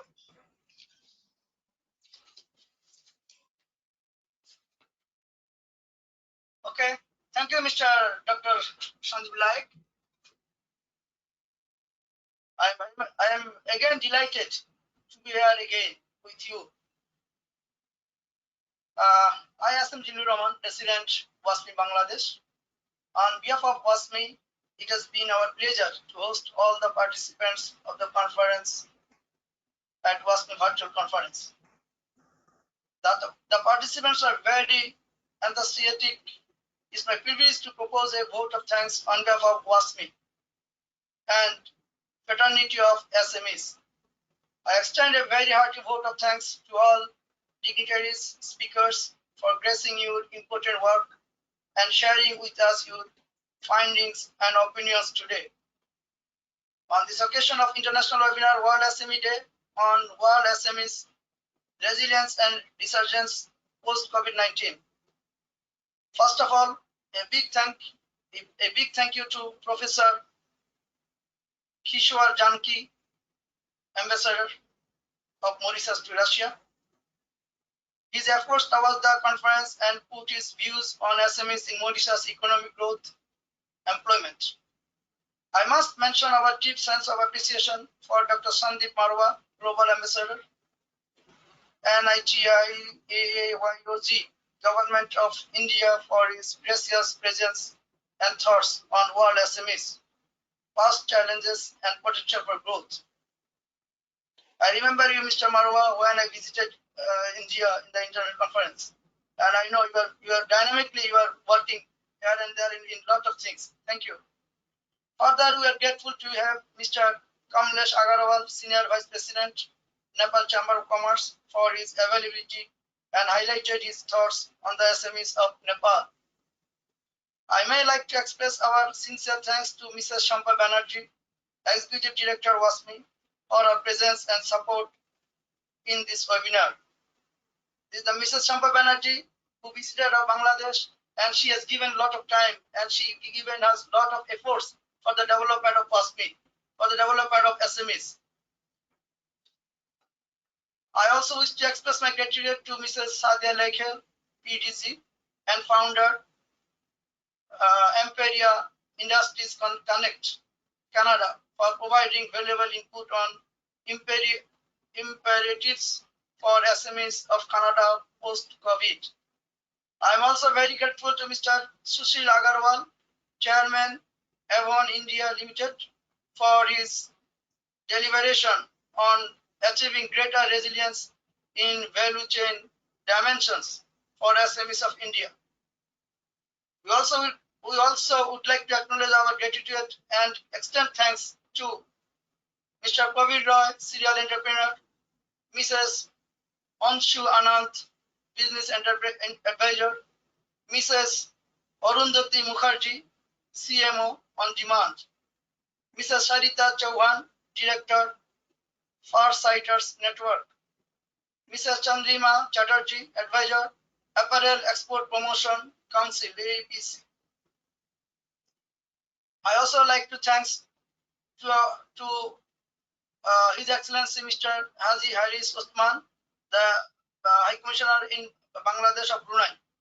Also, we are very much delighted from our one friend from Arab country. He participated in our question and answer space.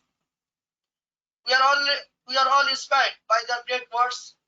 Finally, I would like to take this opportunity to place on record our hearty thanks to Honorable President Mr. Alas Babel Umar Giri, Dr. Gyan Prakash Agarwal, Secretary General, and Dr. Sanjeev Laik, Executive Secretary, WASME, for their kind support and guidance they have extended to all of us at the conference. Dear ladies and gentlemen, an event like this cannot happen one night. The wheels start rolling weeks ago. It requires planning and a bird's eyes for details. We have been fortunate enough to be backed by a team of very motivated and dedicated colleagues of WASME. Of course, I have to mention our one colleague's name, Mrs. Megha Chanda, and other supporting organizations who know their job and are result oriented. I am looking forward for better cooperation by joining hands to hands as well as through WASME. WASME is always ready to support the SMEs across the world. So let us be together and let us try our best to cooperate each other, to cooperate the world, to cooperate the business community. Thank you very much. Looking forward for our next session, for our next meeting. Maybe it will be physically, if God help us, or maybe virtually. Thank you very much again. Thank you, sir. Thank you. Thank you, everybody. Thank you. So in the chat box, the participants are requested to just have the feedback. Thank you.